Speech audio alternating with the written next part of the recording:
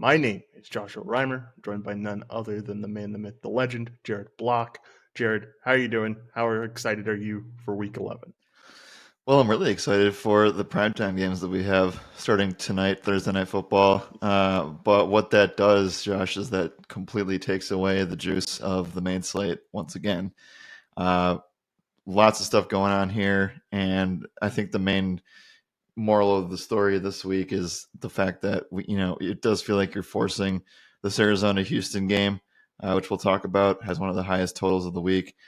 Go figure that Arizona versus Houston would have something like this at this point of the season, but here we are.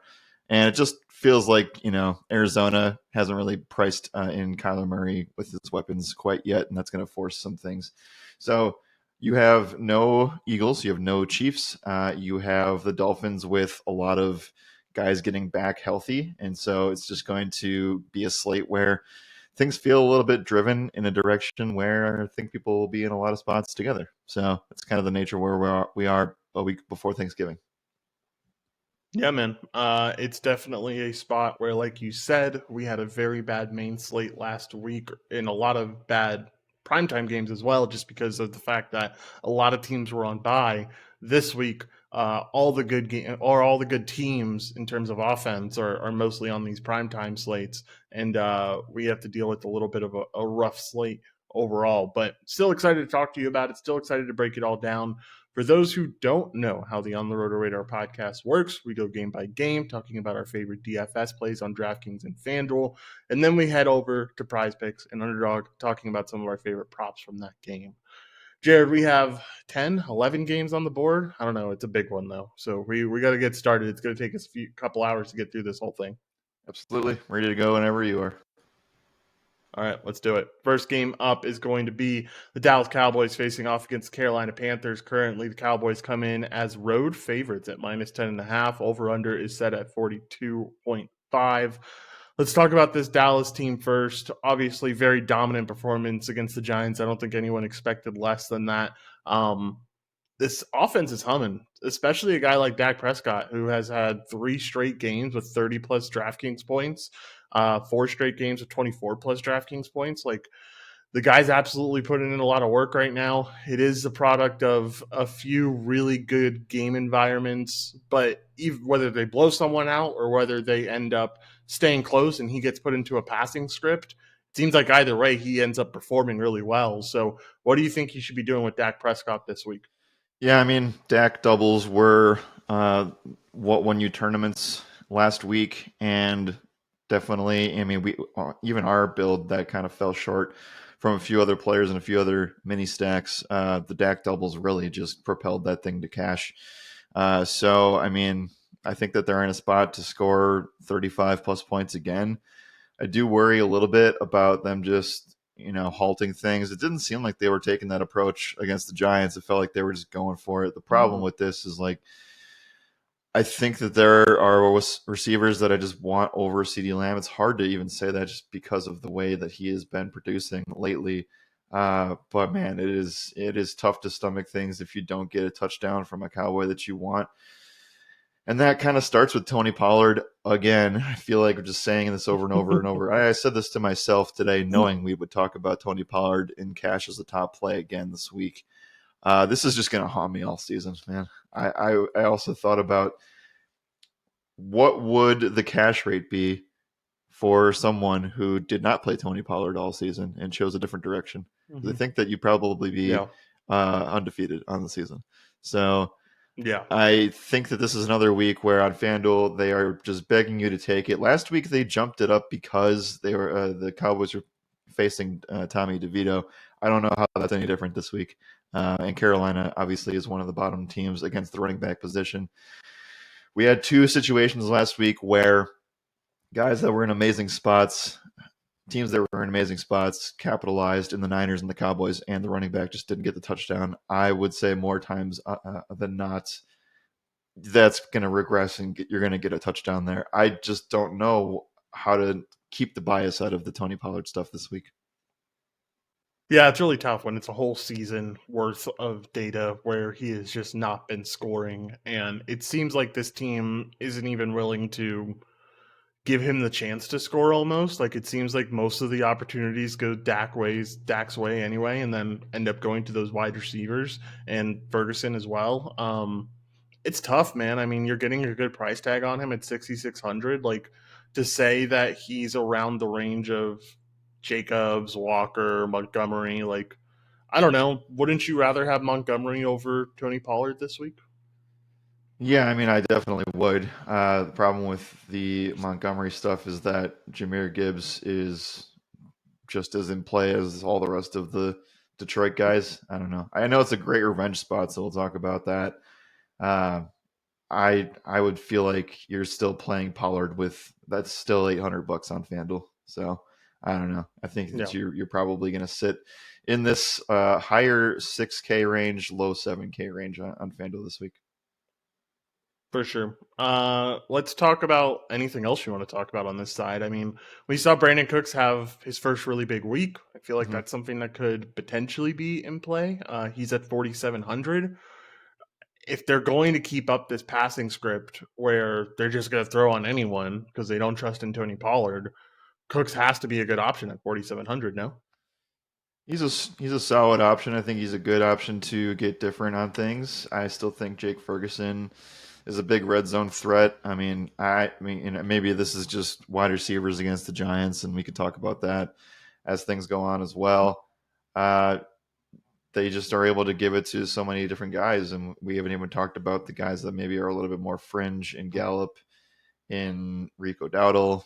The list goes on and on. They got a lot of weapons, so I think that you still are kind of not forced necessarily, but again, FanDuel is begging you to take somebody from this Cowboys team, and Pollard is definitely one of those candidates. Where do you rank Lamb in terms of his availability compared to guys like Tyreek, Amon-Ra St. Brown, uh, you know, anybody in that range? I think you need to consider.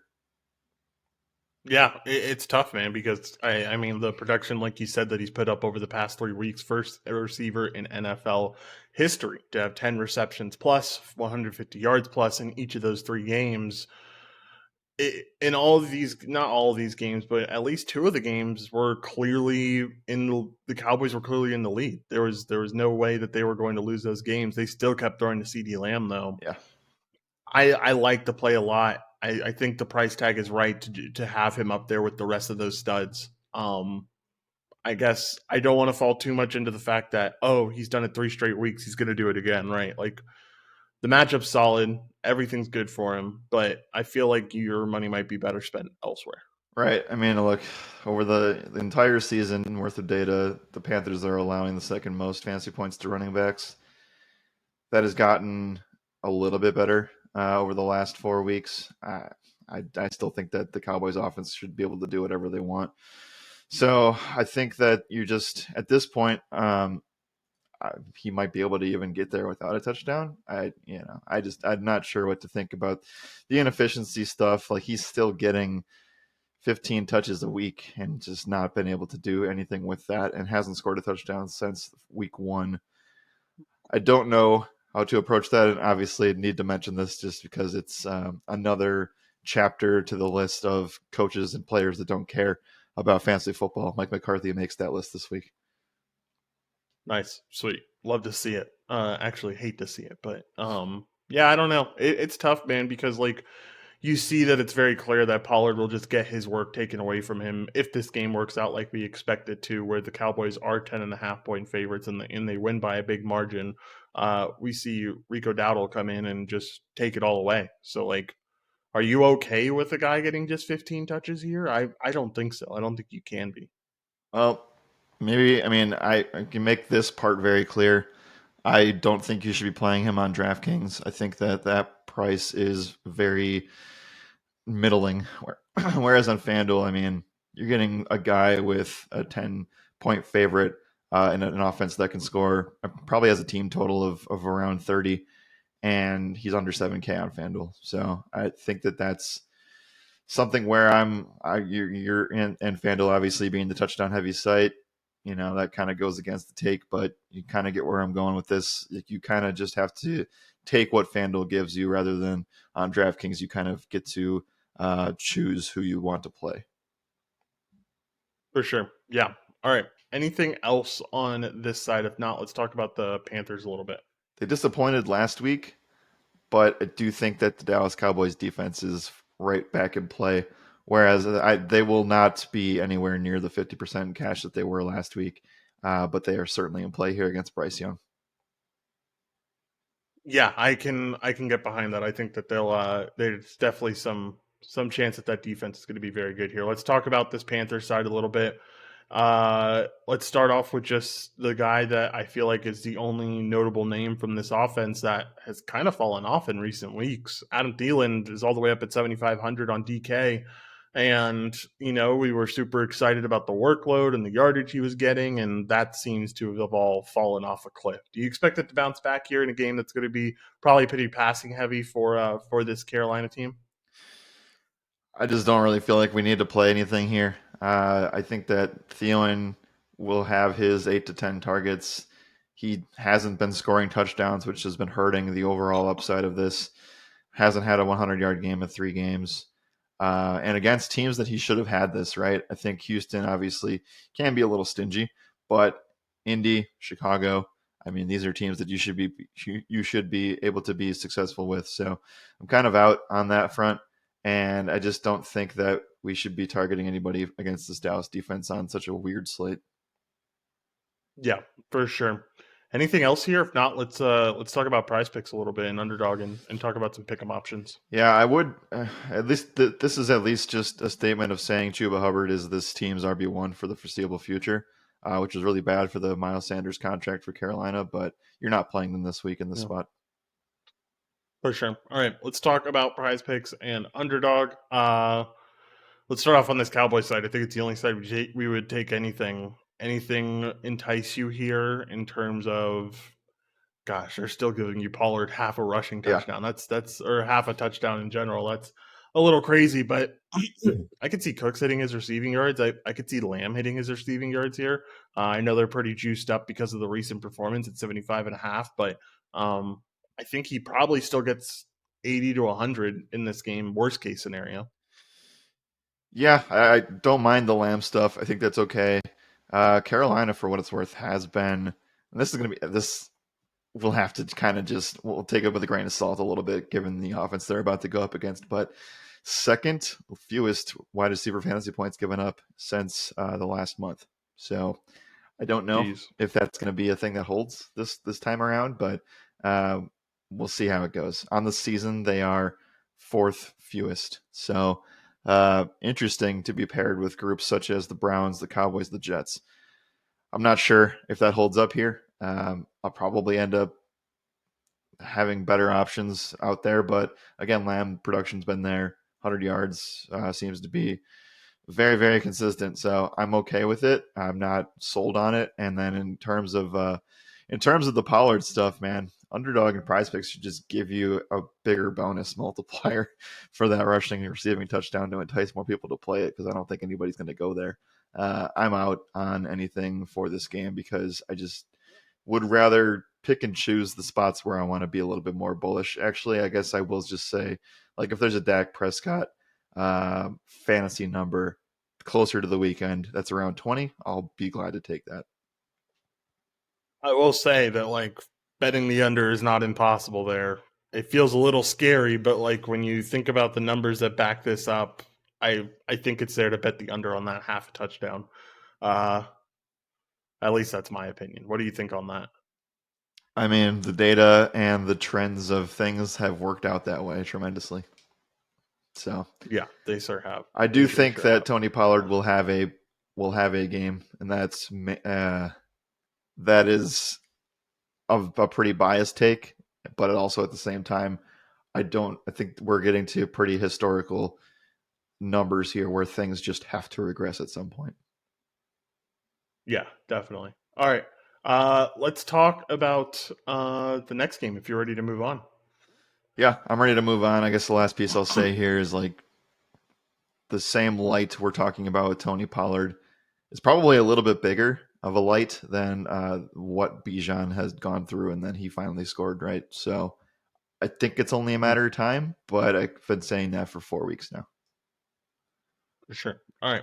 Let's move on to this next game. It's a fun one. Might not be a lot of offense, but fun to talk about at the very least. It's the Steelers facing off against the Browns. Currently, the Browns are 1 point favorites here. Over under is set at 33. That's really low, Jared. That's one of the lower over unders I've seen in quite a while. Let's talk about this Steelers side first before we get to the fun stuff with the Browns. Uh, this offense looks awful most of the time. They have to face off against one of the best defenses in the NFL now. I don't know. I mean, I guess there's stuff that you can take if you really wanted to, but give me your thoughts on what this Steelers team holds for Week 11 at DFS. Yeah, complete fade here for anything in this game. But in terms of just this side specifically, Kenny Pickett has as many wins as he has touchdown passes in his career. That number sits at 14 and or 13. And here's a fun stat I saw the other day. Matt Ryan retired, but last 2 seasons he has more touchdown passes than Kenny Pickett at 14. So Oh, uh, Jesus. you're just not getting any production here. And we even saw in a decent spot with Deontay Johnson last week that he just couldn't get anything going. You also are expected to see Pat Frymuth come back off the IR this week, which will help the floor of this offense moving forward. But I have no interest against the Cleveland Browns defense. That ranks number one in a lot of categories. And this game's going to be in Cleveland, which means that there will be weather, which means that, mostly wind factors here. There's a small chance of rain as well. But we're getting to the point where weather's going to make a little bit more sense for these northern teams. I just don't have any interest here. It'll be both teams probably project for under 17 actual real life points. So have no interest in that part, and the Browns can win this game with their defense alone. So I'm completely off. Noteworthy, though, that Jaylen Warren is a great buy low for the rest of the fantasy season. He could be a guy that wins you your fantasy playoffs. He is the current RB1 in this system as of last week. Yeah, definitely taking over that job. Seems like it's about to be his team very, very Oh, soon. it And is. They've already that's made well. the announcement. Oh, nice. There you go. So, I mean, yeah, it's he ran really well last week. It's not that much of a surprise. He's run real well, really almost every week.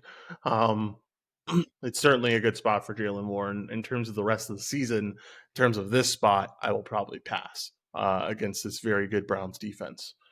Let's talk about the other side because it doesn't feel like there is much on the Steelers side. But on this Brown side, there is the news that came out yesterday morning that Deshaun Watson will miss the rest of the NFL season. My goodness, what bad luck for that Browns team. I mean, to think about coming off of such a big win against the Ravens and then to lose your guy that, I would say Deshaun Watson last week looked very close to old Deshaun Watson. He made a lot of plays. I thought it was a very good week for him. Maybe not necessarily in the box score, but I think overall with his play, that's what led them to the win. On top of that, very good defense. Him being out now means that the Browns have to decide between PJ Walker and Dorian Thompson Robinson. They already said that it's going to be DTR this week. What do we think about DTR now at a $4,500 price tag? Yeah, I would consider this more, but I think that there are clear quarterback plays, and you're basically getting a better version of DTR with Justin Fields potentially coming back and playing. So we can talk about that when we get there. I don't think that I can't project DTR to get value here, even at $4,500. And you're definitely not playing him a 6K on FanDuel. I mean, I don't think that the Browns score a passing touchdown in this game. I could even see a world where they don't score a touchdown in this game.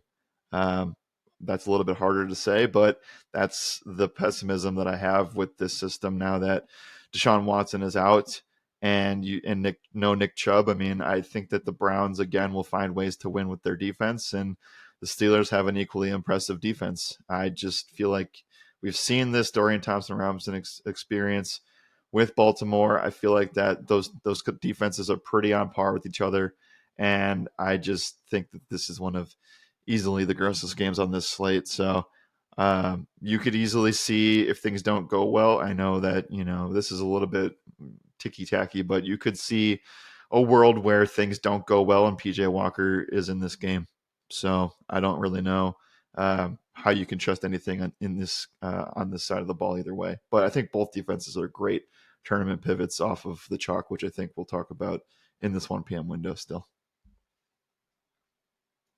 I'll disagree. I like DTR, man. I think that week where he started against the Ravens, everyone was expecting Watson to play. He warmed up and then he wasn't able to go.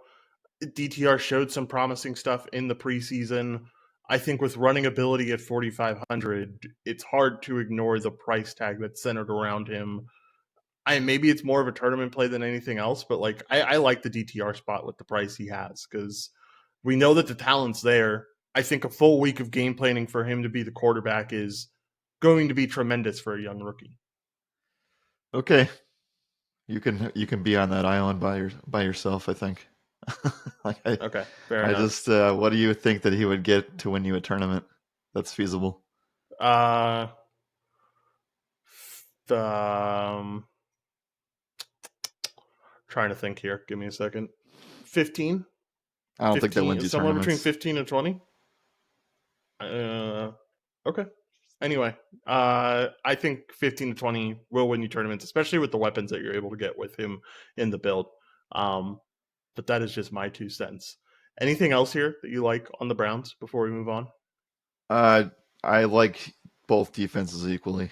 I think that the Browns defense can actually really win this game for them. And honestly, you could see worlds where the only touchdowns scored are from these defenses. For sure. All right. Let's move over to the pick'em side of things. Let's start off with the Steelers. Anything you like here, Jared?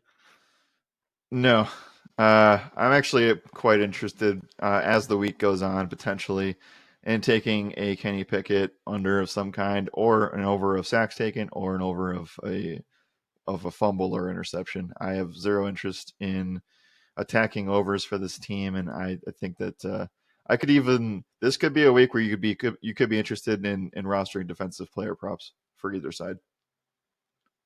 I like it. Let's talk about the Browns side. Anything you like over here? Uh, there's potential to see if we get DTR rushing stuff here. 18.5. That is actually somewhat interesting here. I think a turnover could be interesting if you wanted to play a scorcher on Underdog Fantasy. They have it at fumbles lost at 1.75x boost. I also could be somewhat interested. This one's a little bit more dicey, but Kareem Hunt receiving yards. That's sitting at 5.5. I just feel like there's a lot of worlds where there's a lot of dump off opportunities. But yeah, we'll see. I think that the most thing that I'm certain on for the Browns side is probably an 18.5 rushing yard over.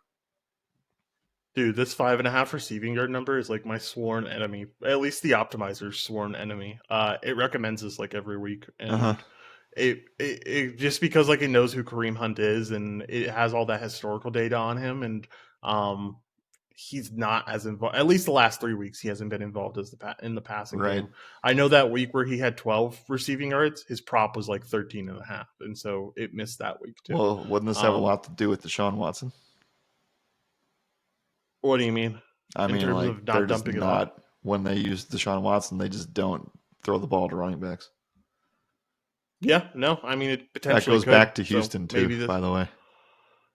yeah, for sure. Maybe maybe it is a little bit more of the Kareem Hunt show this week. Um, all right. Anything else in this game, Jared? If not, we can move on from this ugly one and talk about a fun one. No other thoughts on this one.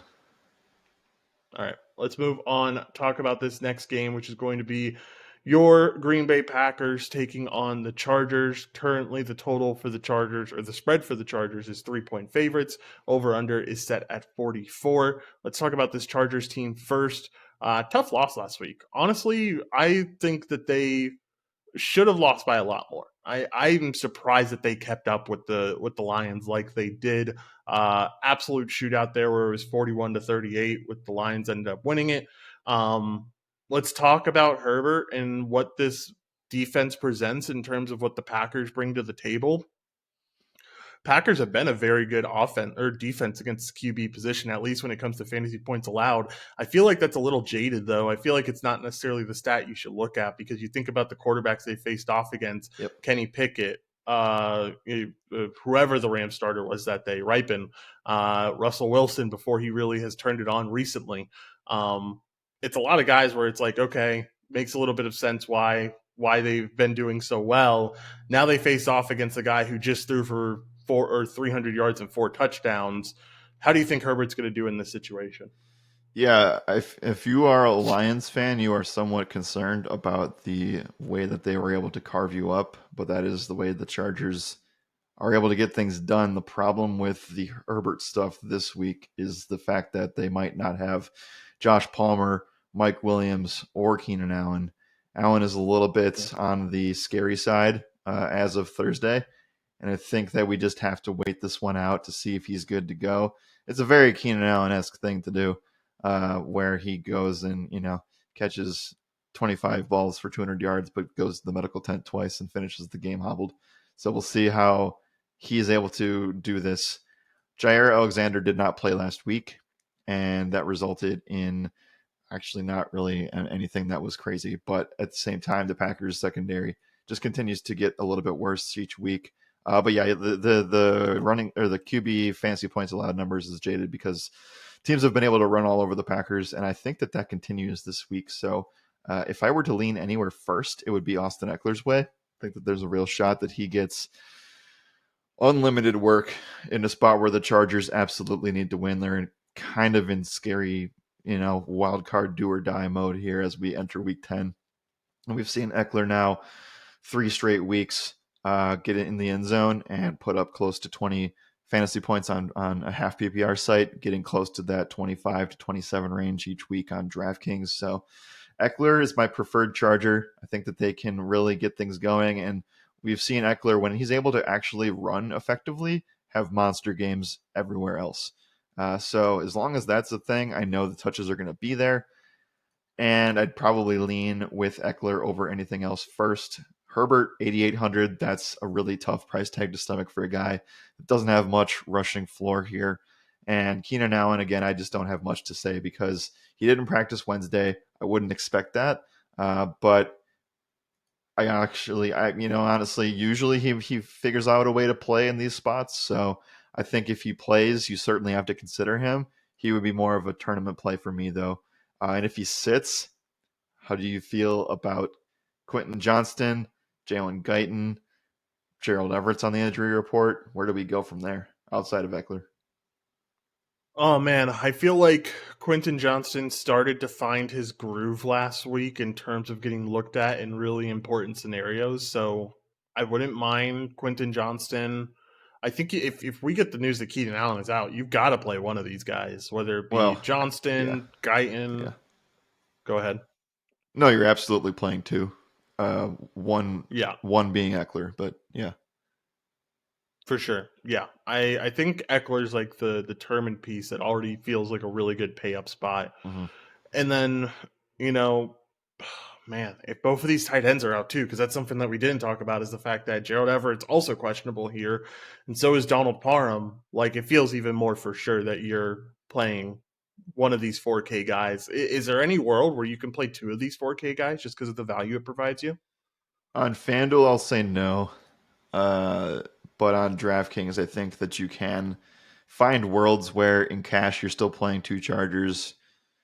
Uh, I can't. I don't think I can play three Chargers in the spot. You'd have to have everything go wrong for them, and I think that just could be recipes for disaster actually for that team. If Allen doesn't play, then I think you actually have to have somewhat of more interest in some Packers on the other side. For sure. All right. Well, I think it's pretty clear. You play Eckler here. It's a really good spot against a really bad defense. No complaints there. Potentially playing one of these wide receivers if we get the news that Keenan Allen's going to be out. Let's talk about the other side. Let's talk about this Packers team, because on the other side of like that Chargers team looking really good, the defense looked awful. I mean, I don't know if you saw the video, but it was like one of the first runs of the game that David Montgomery had. And the Lions' offensive line just clearly pushes the defensive line off the line of scrimmage, creates like 3 or 4 more yards for him to find the hole and actually get going. All right. It just looks massively bad right now for this Chargers defense. And I know the Packers aren't good. Last week looked really bad. The last few weeks have looked really bad. But how do you expect them to fare against a Chargers team that just doesn't seem to really have it on that defensive front.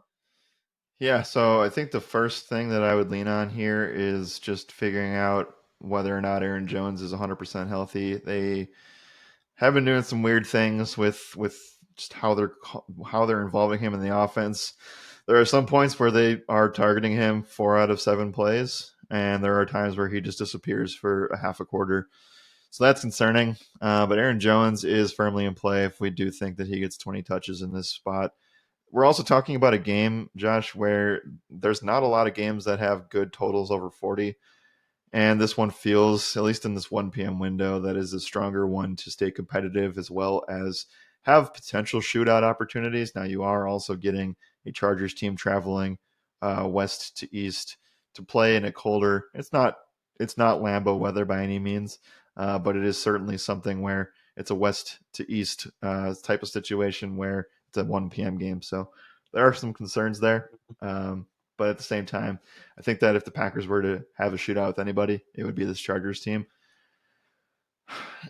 It does hinge on Aaron Jones being healthy or not. I think he's a solid play. Uh, Last week just didn't get the rushing efficiency on the ground. The passing volume stuff looks good. Just didn't find the end zone. That's kind of what took the play down with it. But I do think that you can actually take a look, at least in tournaments, with maybe even just pick them and not even tournaments itself. But Jordan Love, it does feel like every quarterback has been able to clear passing yards against the Chargers. If Zach Wilson can do it, I think that Jordan Love has a good shot of doing it. So we'll talk about that on Underdog Fantasy and PrizePicks in a moment. But you're going to get some really cheap Packers options. Romeo Doubs has been the most consistent guy, and he's not going to be played this week because I think that people will just go to value plays that are in similar situations where there aren't really any Packers guys that are banged up anymore. I know all the volume stuff looks bad for all these receivers, but I think that you can make cases for them in tournaments to bring it back with Eckler. Yeah, for sure. I think there's definitely some good options. I think Romeo Dobbs would be the guy considering his consistency, but I think there's definitely upside with each one of them. There's a lot of pass catchers here and a lot of guys that could get you different in tournaments potentially, but I think Dobbs is a good answer for cash games at the very least. All right, anything else here, Jared, on this Chargers side? If not, we can move on to the pick'em side of things. No, I mean it's early. I still think that if it's obviously not great, but I think that Keenan Allen, if he doesn't practice today, still has a chance to play. DNP, probably limited tomorrow, and I think that they could give him a go here. Again, Keenan Allen's been able to, I feel better. I don't know how you feel, but I feel better that it is an upper body injury and not a lower body for him. So I think he's probably good to go. And if that's the case, we have to check and see what would happen with Jair Alexander, but it would be a really good spot for him too. Yeah, I was just about to say that you are getting down to a time where it's kind of do or die here For the Chargers, yeah. Yeah. for the Chargers. Like, there's not many more opportunities than the one you have now to end up getting into that playoff picture a little bit more. Yeah. So I don't know. They're 4-5, currently the 12 seed in the AFC. I mean, they're going to need to get lucky with a few wins, but you got to control what you can control, and that means getting a win this weekend Tough. against a Packers team that you should get a win against. This is like one of two wins on their calendar if you were to look at it from a Chargers perspective. Uh, Brutal Packers, schedule this year. Ravens, Patriots, Broncos twice, Raiders, Bills, Chiefs to end the season. Oh man, going to be a rough go, but we'll see what they can do with it. Let's move over to Pick'em. Charger side, not much up is on the board for me, at least over on Prize Picks. Eckler 55.5 rushing yards, Herbert 264.5 passing yards. If I'm going to take an Eckler number, it's going to be rushing and receiving combined. So I'm not interested in just a rushing prop. And I don't know, the Herbert prop's okay. It's just nothing great there. I don't see any value on it. What about you? What do you see over on the underdog side of things? Yeah, I would be looking at Eckler stuff, but obviously we don't actually have any Chargers numbers. So if they gave it to us, I think that Eckler anytime touchdown would be great. That's probably really, really juiced. So maybe they don't even put that up. But combined yardage numbers would be great. And then, uh, I don't really know what else I would even look at. I'm probably on the side of just attacking this from a rushing angle than anything else, as the Packers have been kind of just middling everywhere from the tight end position, and they've been solid against the wide receiver position. For sure. All right. On the other side for this Packers team, we actually do have a good chunk of stuff here. Is there anything that really sticks off the page for you? I mean, we talked about Romeo Dobbs. He's at 35.5 receiving yards. Certainly wouldn't mind that. Aaron Jones, they'll put out a combined number sometime this week. It's not up for me. It might be up for you, but I'd be interested in a rushing plus receiving number. What do you got over there? I would be interested in that too. Right now they don't, but if I were to do the quick math, it'd be somewhere around the high 70s, like 78, something like that. I think that that's okay. You just really, I don't know. The rushing inefficiency We has need a really good just week. been a problem. Um, the strongest lean that I have is Jordan Love over passing yards. It feels too low to be true, but it is 227 and a half. He has cleared that the last 3 games in a row, including his most. I think that Pittsburgh performance was his most impressive performance of the season. So you get that, and you pair it with the fact that the Chargers have allowed the second most fantasy points to opposing quarterbacks for the last season, as well as the last 4 weeks. That I feel the most comfortable about. All right, for sure. What's anything else here? If not, we can move on to the next game. Nope, we can move on. Let's keep cooking. Let's keep going through these things. Next game up is going to be the Bears facing off against the Lions. Currently, the Lions are 7.5 point favorites. Over under is at 48. Let's talk about this Bears side first, where you kind of teased it earlier in the show. We're expecting that Justin Fields should be able to return this week. He's had this thumb injury for a while, full participant in practice yesterday. As long as there's no setbacks, we're expecting him to be back. So, it was a lot of up and down when we Yeah. had him. It feels like months ago that we had him playing, but only 4 or 5 weeks ago that he last played. If you guys remember, he had a huge game against the Commanders, had a huge game against the Broncos, but a little bit short in that Vikings game before he ended up getting pulled out due to that injury. What do we think about Fields this week against a Detroit Lions team that, has been pretty bad against the QB position? Like you mentioned, they're getting lit up a little bit right now. We saw what the Chargers did to them. We've seen over the past 4 weeks that they're the fifth worst team when giving up fantasy points to the QB position. It feels like there is some upside for Justin Fields here. How much is there really? I think you have to like it. It's a little bit, right? Uh, Last 4 weeks, fourth most. Last 2 weeks, the most. Now a lot of this comes from the shootout. But at the same time, they wouldn't bring Justin back if he wasn't good enough to go here. There were concerns of him being able to actually grip the ball to throw it, and that's why he has not been playing. So I would worry about some rust issues, but we know that the guy has a really strong rushing floor. Maybe not as strong as last year, but it's still there to some capacity. And they're going to be in a passing heavy script. At least what I would suspect for the entire game. So the fact that this is only a touchdown favorite tells me that this is baking in a little bit more to the Detroit Lions defense regressing a little bit. And they had played very well to start the season. Now we've seen some exposures a little bit, but you're really just banking on the Bears to be able to push things a little bit here, which goes to both sides. Like you have to have a lot of interest in Detroit. The only way you can really feel good about that is if Justin Fields really does some stuff. And Josh, like I think you have to play. You don't have to. But I guess there's only a really small handful of guys that have any sort of rushing floor / upside, and Fields is that guy. At least in this game, the first one we've talked about. So from that angle, I mean, I think that you are rostering somebody in the 7K range on FanDuel. I don't have Justin Fields right now in that slot, but I think that he is a viable candidate. I will say, man, that like in terms of taking football a little bit out of it and talking purely narrative wise, he has to know and he's has to been informed by the team that this is his last chance to prove something to Yeah, them.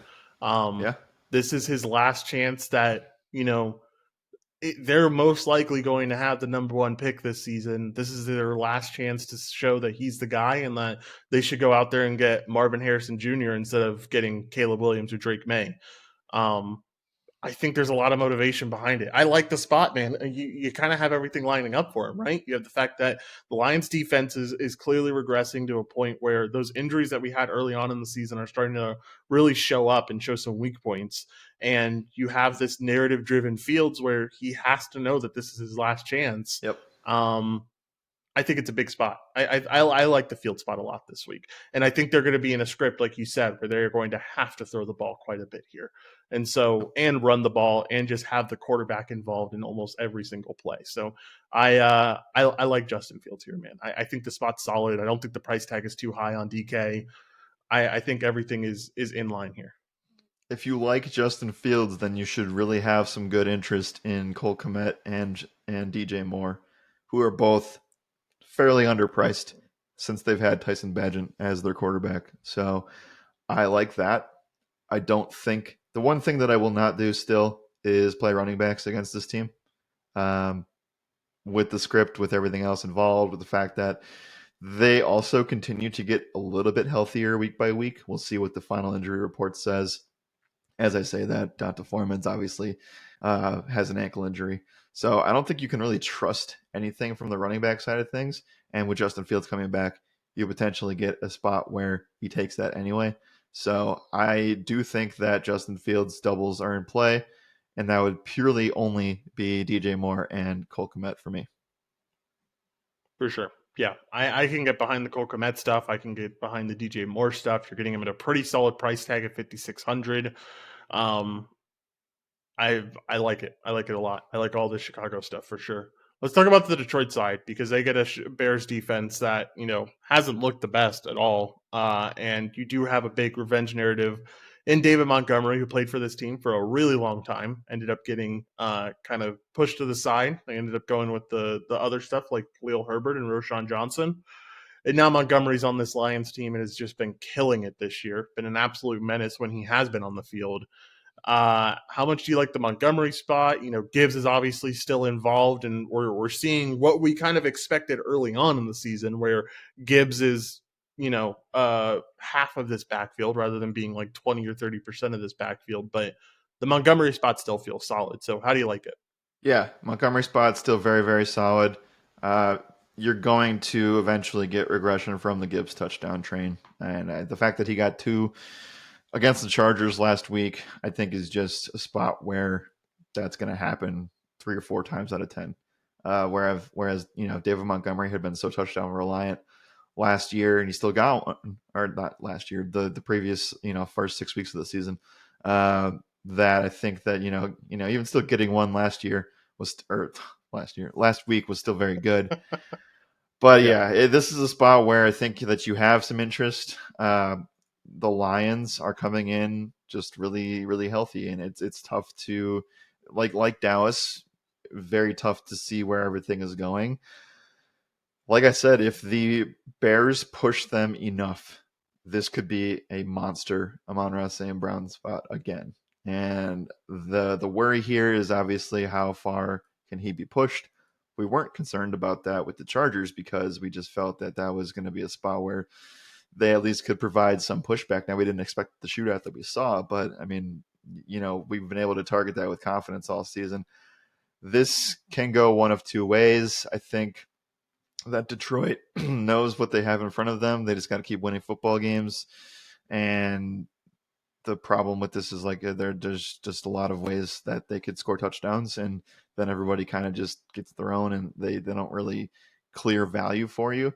But if Justin Fields is as healthy as he is, and we're able to get some actual meaningful pushback and allows the Lions to score 30 points, then I do have a lot of interest here. The Bears, haven't faced too many insanely tough spots the last couple of weeks out. Like, they're obviously coming off of the Carolina game. So the numbers aren't going to look that great. But what do you like from anything? I know that you've kind of just been the St. Brown truther all season. We ended up pivoting from the Chase spot to him on FanDuel, and that obviously worked out tremendously. where do you see his outlook this week? Is it more? I guess I'll just hear you out here. We go from there. I just worry. I mean, like, I really like the field spot. I think the game stack's really good for this game if you include St. Brown. But, like, unless you get that pushback, like you mentioned, I think we expected the Chargers to give us that pushback. I don't know if I expect Chicago to give us that pushback. I Yeah. hope Chicago can. I do believe in the field spot quite a bit, like I said. But, like, do I feel like it's worth the risk of taking an 8,800 player where if you don't get that pushback, he's going to fall severely undervalue, especially when you can pay up 400 more and get a guy like CD Lamb, who's been a monster recently? I don't know, man. It's tough. I mean, like, I think the Amon-Ra St. Brown spot is solid. It doesn't feel like a cash game play, though. It feels more like a tournament play. So here's what outside of Austin Eckler, the Bears over the last 4 weeks have played the Chargers, the Raiders, the Saints, and the Panthers, and none of those running backs did all that well. If you remember, Kamara even didn't really do that well in this spot, and Jacobs just was completely non-existent. So Eckler on the ground was extremely inefficient, under 2 yards a carry, but he was able to rip a long reception for a touchdown. So outside of that, their defense has been pretty dang good against the running back position. So I'm okay with saying that those Lions running backs are just relegated to tournaments. I would be a little bit more interested in something. If it's Laporta, if it's Amon-Ra St. Brown, I think the tight end position's pretty all locked up with some of those guys, but we have to talk about still. So a lot of tournament options for Detroit. Yeah, definitely a lot of tournament options for Detroit. Definitely feels like some good game stacks can be made here. Um, you think that Bears running back number is because of Montez Sweat? It doesn't hurt the take. Doesn't hurt to take it all. All right. Anything else here? If not, let's move on to pick up stuff. Not much else here. This game being at home for Detroit does also make me feel like it's probably going to be a spot where the Lions can cover, but it will truly just depend on how healthy and active Justin Fields really is. Yeah, for sure. Let's talk about prize picks and underdog. Talk about the Bears first here. And I like Fields over 1.5 pass rush receiving touchdowns. Look, you can take a fantasy number and feel pretty good about it, but Yeah. I think that his interception and fumble problems lead me to believe that I'd rather just take a basic number like a touchdown, like rushing yards at 48.5. I think either one is really solid. I like DJ Moore receiving yards at 63.5. I know that that's not a number that we've seen him hit a lot, but it is something where I think that you can take advantage of the situation. So I don't mind that. Um, and then I would love to take Fields total yards numbers, but they've already set them fairly high. 48.5 rushing yards feels like a lot. 210 passing yards doesn't feel as much, but we know that that's where it should be. So I'm probably on the fence. I feel better about more than anything else. For sure. Let's talk about the other side. Let's talk about the Lions a little bit. Some really tough numbers, man. I mean, you have Amon Ra all the way up at 86.5. You have David Montgomery at 61.5. You have Gibbs at 69.5. You have Goff all the way up at 278.5 for passing and rushing. Mm-hmm. I don't know, man. Lots of high numbers. I don't know if I can buy into anything that makes me truly feel good about it. I don't have any strong leans on this right now. Again, I'm a little bit bearish on the running back situation, and considering that it's a clear two-headed monster now, I don't think I need to go any farther than that. And you're asking for Amon-Ra St. Brown to get another 100-yard game, which he certainly can, but again, I worry about the push-back relation here. For sure. All right. Anything else here, Jared? If not, we can move on into this next game. No, I guess last question is, do you feel confident in this being a game of 48 total points? Because technically that is the highest on the slate. Actually, it's not, but it's Second second highest. highest. Yeah. Yeah. I think if everything goes right, it gets there. It gets, yeah, I think if everything goes right, it gets there. I think, it's the NFL, it's week 11. Most likely everything doesn't go right or as we expect it to, Yeah. because that's usually what you can bank on at this point in the season. All right, I think that's it for this game. Let's move on to the next one, Jared. Next one up is going to be the Cardinals facing off against the Texans. Currently, this spread has the Texans at 5-point favorites at home. Over under is set at 49. We already talked about this one being a really good game earlier on in the podcast, and now we finally get to talk about it. You get Kyler Murray in a spot where I think he looked really freaking good, man. I mean, with the COD dropping and everything, I mean, everything worked out really well for Kyler because he looked like a killer last week. He looked like Yep. he was back to old Kyler Murray.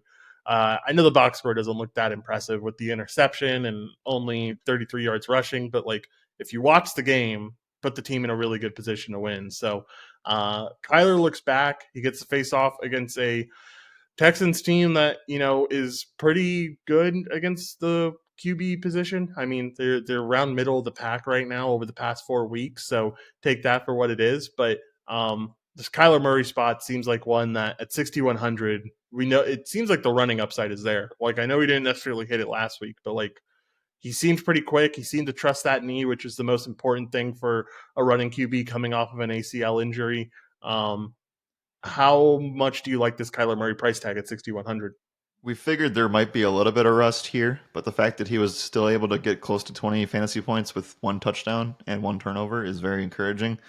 I would expect that again, I mean, price tag aside, I would expect him to take steps further forward. And you have a competent set of weapons. It's not something that you will, comparative to other teams, not necessarily jump out of your seat for, but the consistency of his weapons is pretty good. And you also, I know that you watched the game and you actually commented on this last week in the chat. He missed Marquise Brown touchdown by literal fingertips. So we're talking about Yeah. a spot where he could have had 25 plus fantasy points. And I think this is a spot where you're actually now we putting price tags back in here. I don't think that the market has caught up to what Kyler Murray being closer to 100% probably than expected Kyler would look like in the spot where they're going to be pushed to throw the ball quite a bit. You also do get, or at least we're hoping to get another week of healthier James Conner, and that can certainly bring up the floor of the offense quite tremendously. So I do think that Kyler is one of the best bets for quarterback this week. Uh, he is one of two or three that have an actual rushing floor, and I guess I mean, I will agree with you that I was uh, I didn't really expect much, but like normally on a regular season game, I wouldn't expect Kyler Murray to have like 33 rushing yards. You're probably saying that's probably a little bit lower on his range of things. So if we're baking in the fact that there's a little bit of rust here with the fact that that was his first action in a year plus, we should feel better about his rushing floor in this spot.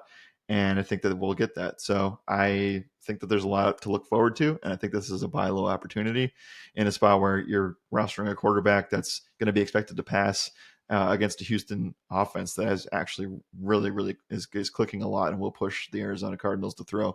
So 6,100 is too cheap for Kyler on DraftKings. On FanDuel, I think you can, and this is where you're going to have to make a conversation between Murray, uh, Sam Howell, Justin Fields, and Trevor Lawrence, who I think is where the field will gravitate a little bit on FanDuel. So that's the range you're looking at this week. I don't think you have to pay up for quarterback. If you do, I would suggest probably playing Dak Prescott or Tua, but we'll talk about those spots a little bit later with the Tua stuff. Yeah, for sure. I like the Murray spot. I think you can also pair him with weapons, like you said. Mm-hmm. We talked about the Marquise Brown stuff in chat last week. He just missed him a few times, and so I think Marquise Brown is back in play, especially at 5,300. I feel I want to give myself a pat on the back. I've been having the Trey McBride take for like weeks now about how when Kyler returns, this is going to turn into like Zach Ertz back last year or the year before when he just keep having consistent monster weeks. And I think that's what you can expect from McBride is that he's a huge part of this system. And Kyler loves his tight ends, man. I mean, it's Yep. just something that he always targets. So like I love the Trey McBride spot this week. I know you've been kind of teasing tight ends. Is Trey McBride one of the ones that you like? Yeah, he's top two. Last week he was still top two. We played him on one site, faded him on the other. one worked out, one didn't, right? Because he's the first tight end in Arizona the last, I don't know, several seasons to have a 100-yard game. There is a stat out there somewhere, but they haven't done it in a couple of years. I don't think Ertz had 100 yards with this team ever. So uh, Trey McBride's the real deal. They're going to give him 10 plus targets, and he is the true wide receiver two in this system. So you should be playing him in cash or very, very heavily considering it. And going back to the first thing I said to kick off the show, it does feel like the sites are pushing you to force this game a little more than you would like. And it might be a little bit uncomfortable, but it is one of the best environments here. And I think this just goes back to what we said about Kyler and saying the weapons here. They're still pricing some of these guys, maybe not so much McBride anymore, but they're pricing some of these guys like they are with the quarterbacks that they've had in the past, whether that be Josh Dobbs or Clayton Tune. And this is just a different situation overall. For sure. Yeah, definitely a different situation overall, and something that I think you need to have some exposure to in terms of this Arizona side. Anything else with the Cardinals? If not, we can talk about Houston a little bit here. Kind of don't mind the Kyler doubles in cash at the moment. It feels early. This will obviously be directed at DraftKings more so than FanDuel because you are spreading your touchdowns pretty thin if you were to do this on FanDuel. But I like Brown. I like McBride. But I also kind of like Michael Wilson here. And I think that he at 3,400 presents one of the more clear punt opportunities. Now I know that he hasn't scored a touchdown this season. But again, with Kyler in here and him running as many routes as he is with Kyler at quarterback, the floor rises with everybody on this team. So in a spot where I expect there to be 35 plus pass attempts, you can at least consider Michael Wilson at under 3,500 on DraftKings. I like it. I like it a lot. Let's talk about this other side. Let's talk about the Houston Texans a little bit, who come into this one off of a huge win off of the against the Bengals. CJ Stroud, I mean, the guy's the best QB in the class by far. Yeah. I think even if Anthony Richardson didn't get hurt, we'd still be having this take that CJ Stroud is that guy right now. He looks incredible. He continues to lead this team to wins. Um, it's a spot against Arizona where if we take what we've said the last few weeks, this should be a good spot for this CJ Stroud team and for the wide receivers and everyone else. What do you like here, if anything? You have to like what they're doing. You have to like the fact that Stroud's able to be consistent and be in a spot where he's able to push through adversity, like losing the Carolina game and then going into Cincy and beating that team, going and facing Tampa Bay and having one of the best games the quarterback has had all season. So you have to like what the upside brings here. I still think I would side with some of the guys I know he scored the rushing touchdown last week. They don't really need him to do that. And I think that he probably presents a little bit less of a floor than a guy like Kyler or Fields. I still think he's a very solid candidate. Don't get me wrong. He probably will be heavily owned in tournaments because everybody wants to play this game. So I think the doubles are just fine here. But the cash game play is Devin Singletary. And I know that feels extremely gross to say. But if we're expecting Dameon Pierce to be out once again, then this is going to be a spot where you are just not forced to, but FanDuel's giving you a ticket here, 6,500. He just went off and had one of the best games of his career. Actually was a career high, 30 rush attempts for 150 yards. We shouldn't expect any of this, and I wouldn't be surprised if he went and got 15 for 65, 70 again. But the fact that he's able to actually show that he's being used as a focal point of an offense is something to hint on. So I think Singletary's price is what gives me the most interest here as a home favorite. I think that he is just fine, and then you get this matchup, which is beautiful. So I know that it feels gross to say, but Singletary is one of the better cash game plays of the week again. Yeah, man, it's hard to ignore a week like that when you go 30 and 150. And again, in such an important scenario, right? It's not like they're blowing him out or anything and he's just getting like garbage time runs. This is like it was truly coming down to the wire and they needed him to perform, and he did exactly that. So as long as Pierce is going to be out, which he didn't practice yesterday, I think we're assuming that he's going to be out. I think the Singletary spot is Yeah, very, very solid. it is very solid. Uh, Go ahead. No, it's just I'm in disbelief, but you know, take it with a grain of salt a little bit. I think he's just a fine cash game play. I just won't be completely taken aback if he struggles this week, because that Yeah, would be a Devin for Singletary sure. thing to do. It certainly would be. Let's talk about the wide receiver room a little bit because I mean, talk about weapons. You got Nico Collins, who's been a beast this year. Tank Dell has been a steal in the draft, and Noah Brown has also been that guy for this team. Nico Collins was limited yesterday at practice. Noah Brown did not practice at all. Tank Dell, one of the only starting receivers that are healthy right now. What do we think about this team? What do we think about their wide receiver weapons? Do we think there's something that we could target here? Yeah, Dalton Schultz also a limited participant yesterday, so we do have to just see how this thing shakes out.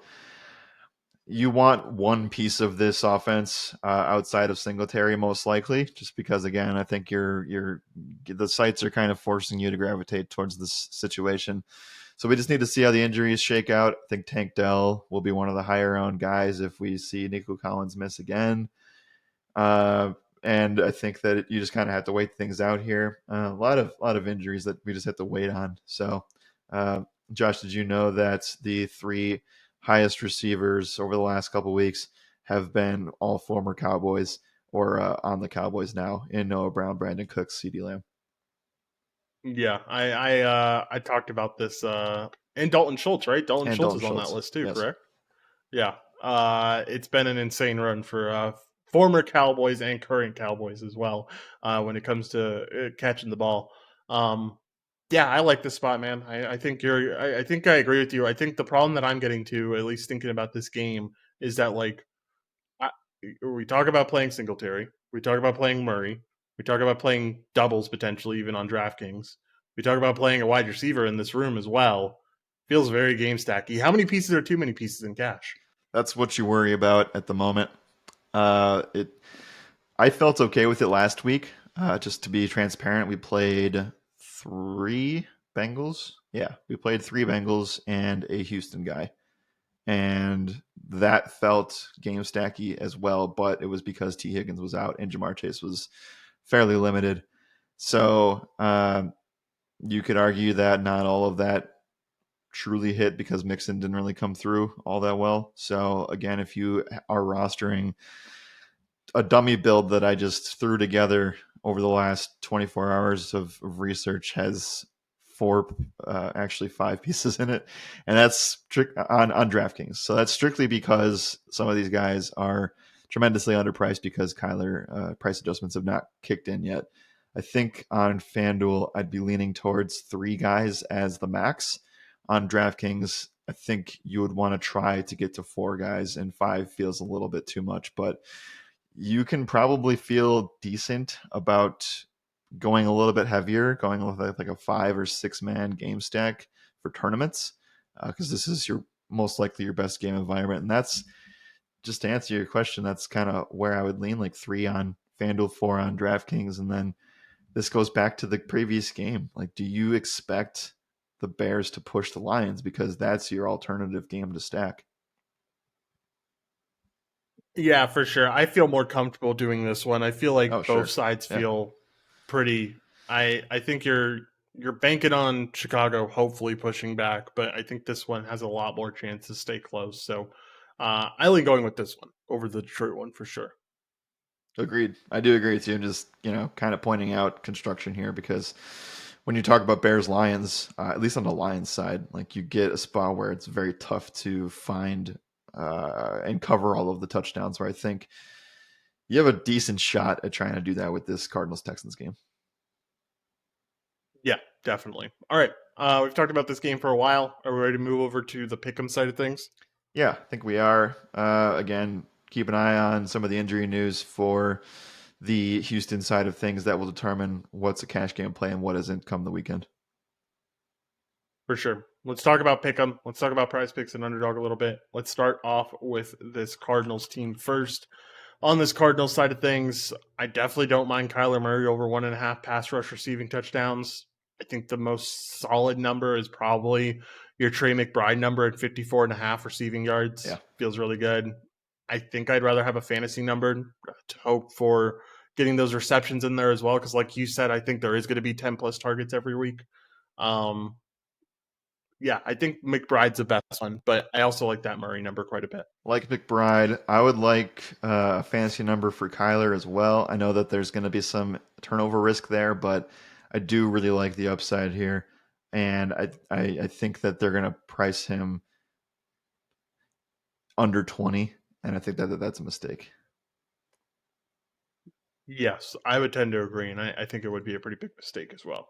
Um, Talking about the other side, let's talk about the Texans a little bit. What do we like here? Well, Texans, there's I nothing don't really here. mind some stuff from the Singletary side of things. I have played the CJ Stroud pass attempt stuff a couple times this season and just got into weird game script stuff. So I would be looking at Singletary. I know there's not much to say about some of the numbers that we see here.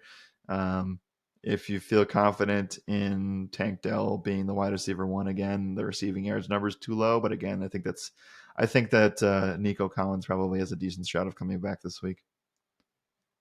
Yep, I can get behind the that stuff. I have nothing over on Prize Picks except for CJ Stroud passing numbers. I'll just stay away until I know full news on everything. All right, anything else here, Jared? If not, let's move on into this next game. Yeah, it's a very fun game. Like mentioned, I think you will find that it is easy to roster. Just note that if you're playing it in tournaments, that means that everybody else is doing it too. So you got to be a little bit different. For sure. All right. Moving into this next game, it's going to be the Tennessee Titans facing off against the Jacksonville Jaguars. Currently, the spread is favoring the Jags at home at -7. Over under is set at 40. Let's start off with this Titans side first. Will Levis fallen a little bit more back down to earth over the past two games. Really tough performance against Tampa Bay. I mean, nothing was going right for him. I know he has 199 yards. I'll tell you that he had like 100 yards coming into the fourth quarter. So Yeah. like it was a tough performance for Will Levis and that team. What do we think about them this week against the Jacksonville team that we just saw get absolutely lit up by that Niners team? Yeah, I mean, this is a bounce back spot for Jacksonville. I would say that you kind of just have to. It was kind of strange, like outside looking in. I think that I expected Jacksonville to push a little bit. Felt that the Niners spread was a little bit too low in general, and they also were looking for a bounce back spot. So I didn't expect the routing that we saw, and now you get a week where you're coming in, you're seeing this Tennessee team. Like the AFC South is nowhere near finalized yet, and we're just getting started, especially with Houston cooking now too. So Tennessee's got a chance to still make a run at this division. So it's very important that Jacksonville bounces back and gets this win. I do think that Trevor Lawrence has clear pathways to pass on this team. Now, Tennessee, we've kind of discovered all season, has been a team that we don't love to play opposing running backs with, but considering the workload for Travis Etienne is one of the strongest in the NFL, it does feel like that's something to take a look at, but it all starts with the stuff for Trevor Lawrence here. I think at 7K, he's dramatically underpriced. Now, he hasn't necessarily crushed the last couple of games, but I do think that he is in a good spot on FanDuel. I think that, you know, he can't have much of a worse game than this one. So I don't know. I think that Yeah. this will be interesting to see. Tennessee is always kind of a stout opponent, so I will always keep them in it if they get a chance to if they have a chance to cover here. I think I'll take the side of Tennessee covering. Give me your thoughts on Trevor Lawrence bouncing back in this spot. We also found out that Zay Jones got arrested this week, so that's not good vibes. But I think that Jacksonville has some key players in it that can be cash consideration. ECU legend Zay Jones hurts my heart as a ECU alum here. I think Lawrence will have a great spot to bounce back in. I worry a little bit that it will turn very heavily into a rushing game for them. I think that this could be like a bounce back for Travis Etienne. I think the days of this Titans team being like that elite defense against the running back position have come and gone. I think it's about time that we start recognizing this Titans team for what it is. And at the end of the day, they're like in the bottom 10 of defense against the running back position over the last 4 weeks. So I like this ETN spot more than anything else. I think I know last week was not good, but we know the role's going to be there if they're up, which we expect them to be because of them being 7-point favorites here. And if they're up by 7 points, I think ETN's going to get 20 plus touches and going to dominate again. So I like the ETN spot more than anything else. Yeah, I like ETN as well. Again, the workload is as strong as anybody in the league, and we were comparing it to Christian McCaffrey last week. Obviously, that didn't go anywhere according to plan last week, but the touchdown roll is very strong. He is a seemingly close to touchdown home favorite. I like it. I think it's a solid play. You have to now kind of because you cannot most likely cannot roster two guys above 8K on FanDuel. So who are you going with? You going with Austin Eckler or are you going with Travis Etienne at this current state? I think that's Ooh, obviously I think the answer yeah, could change, but that's what you're talking about then. yeah, for sure. I think I am leaning with Austin Eckler, but I believe in this. I guess my point was more so to the fact that I'm not really going to believe in this passing game outside of maybe like a Christian Kirk. Uh, Yeah. I'm not going to believe in like a Trevor Lawrence doing well here as a QB this week. Okay. I guess you can sort of include him as a guy that has some rushing upside. I would say the floor is still relatively low, like under 20 rushing yards. And that is just not something I see Justin Fields nor Kyler Murray or even Sam Howell doing this week. I think people are looking to see the pass funnel for the Tennessee Titans secondary and see them as a touchdown favorite. And that's kind of why Trevor Lawrence at 7K could make some sense for you. I'd still probably lean. Now, like my first build was with Lawrence. I'll be transparent there on FanDuel, but I think I'd still lean with Kyler or Fields, and I'd probably just say Kyler. I'd get the extra $600 up there. Yeah, I would tend to agree that I definitely would lean with Kyler at the end of the day if it's all when it's all said and done. What else do you like from this team, if anything? If not, we can move on to pick 'em stuff. I have some interest in Christian Kirk and Evan Ingram in the event that Zay Jones misses. I don't know how to feel about that at the moment, but I would say he's probably trending towards not playing again. So Evan Ingram would be the rival to Trey McBride at tight end this week. I know he did not have a good game against the Niners, uh, but the role here is still extremely strong. Like 7 targets in every game but one this year. And I know the touchdowns haven't been a thing either, and that's why McBride gets the edge there. But the role for Evan Ingram is still very strong, so you can feel pretty good with the pivot there. Yeah, certainly. Definitely don't mind the Evan Ingram spot whatsoever if you decide to pivot there. All right. Ready to move on to pick 'em stuff? Yes. All right. Let's talk about this Titans team first. Man, give me a Will Levis over a half of interception number. I will grab it up so quick this week. Jags had the most interceptions in the league coming into last week. Obviously, Purdy throwing really well and not throwing an interception helped out a lot. But I think Levis is just going to continue to look rough around the edges. Yeah, that's kind of what happens with some of these guys, right? They have a really good day with no tape on them, and then they kind of start to regress a little bit. So I think that's interesting. Um, I'm not interested in any Tennessee numbers. I would love to start taking Derrick Henry unders, but I know that two things are Gosh. happening. One, it's getting colder. Not this week specifically because it's in Jacksonville, but I just feel like this team is just going to be in a spot where they're just not going to be able to run the football effectively.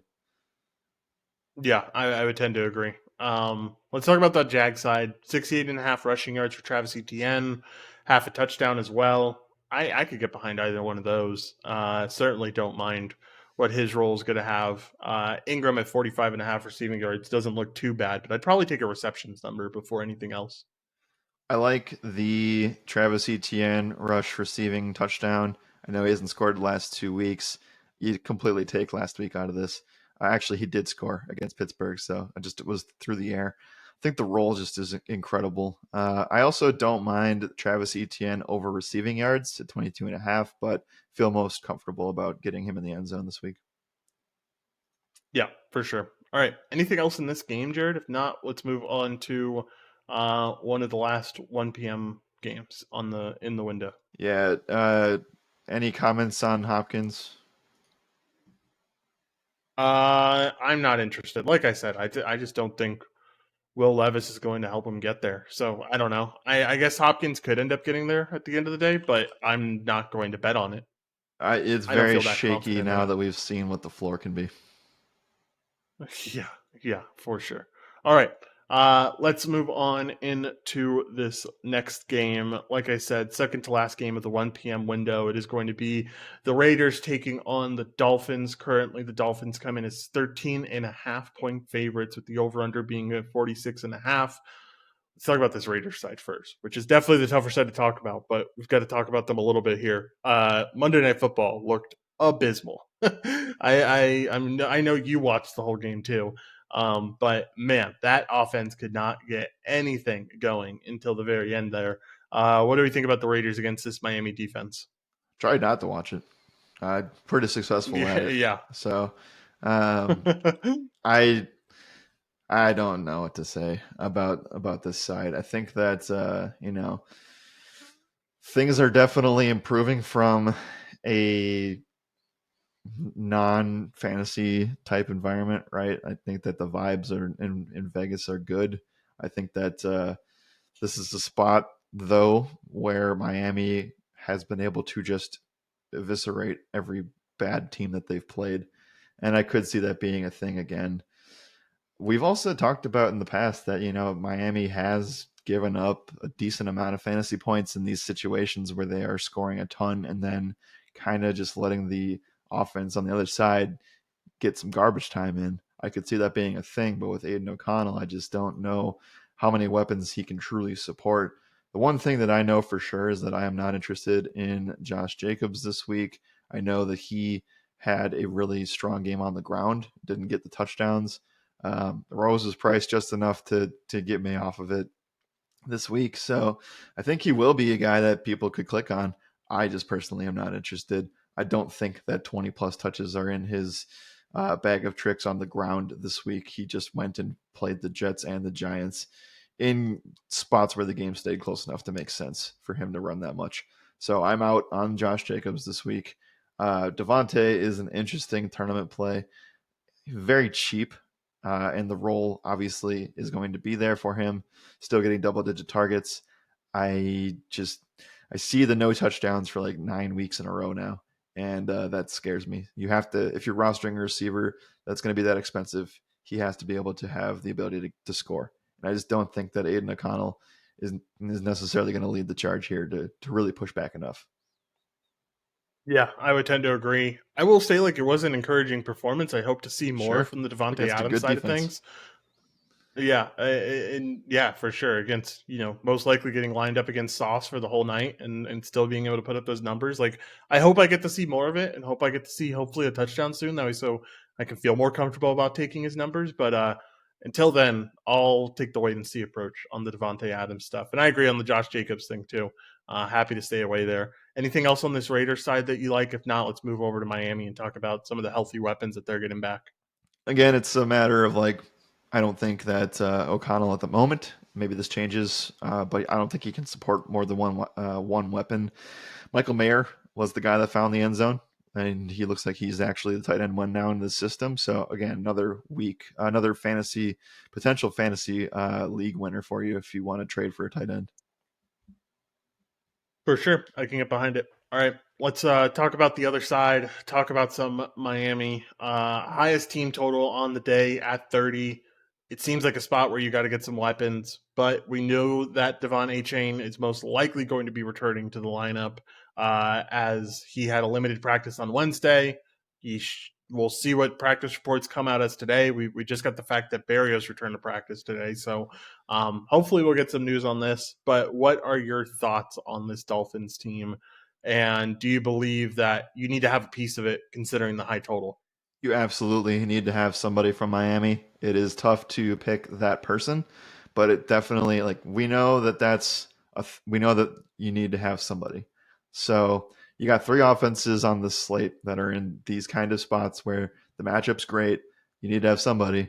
It's tough to pick the guy in Dallas, in Detroit, and now in this Miami team. So I believe that as of right now, that guy probably it's not. It's definitely between one of the running backs and Jalen Waddle for me on FanDuel, and then on DraftKings, I think it is just Tyreek Hill because I don't know at this point of the week what the running back room necessarily looks like in cash. In tournaments, I think you just go balls to the wall. You can play Miami onslaughts. What that means is you play Tua, a running back, a wide receiver, and a defense.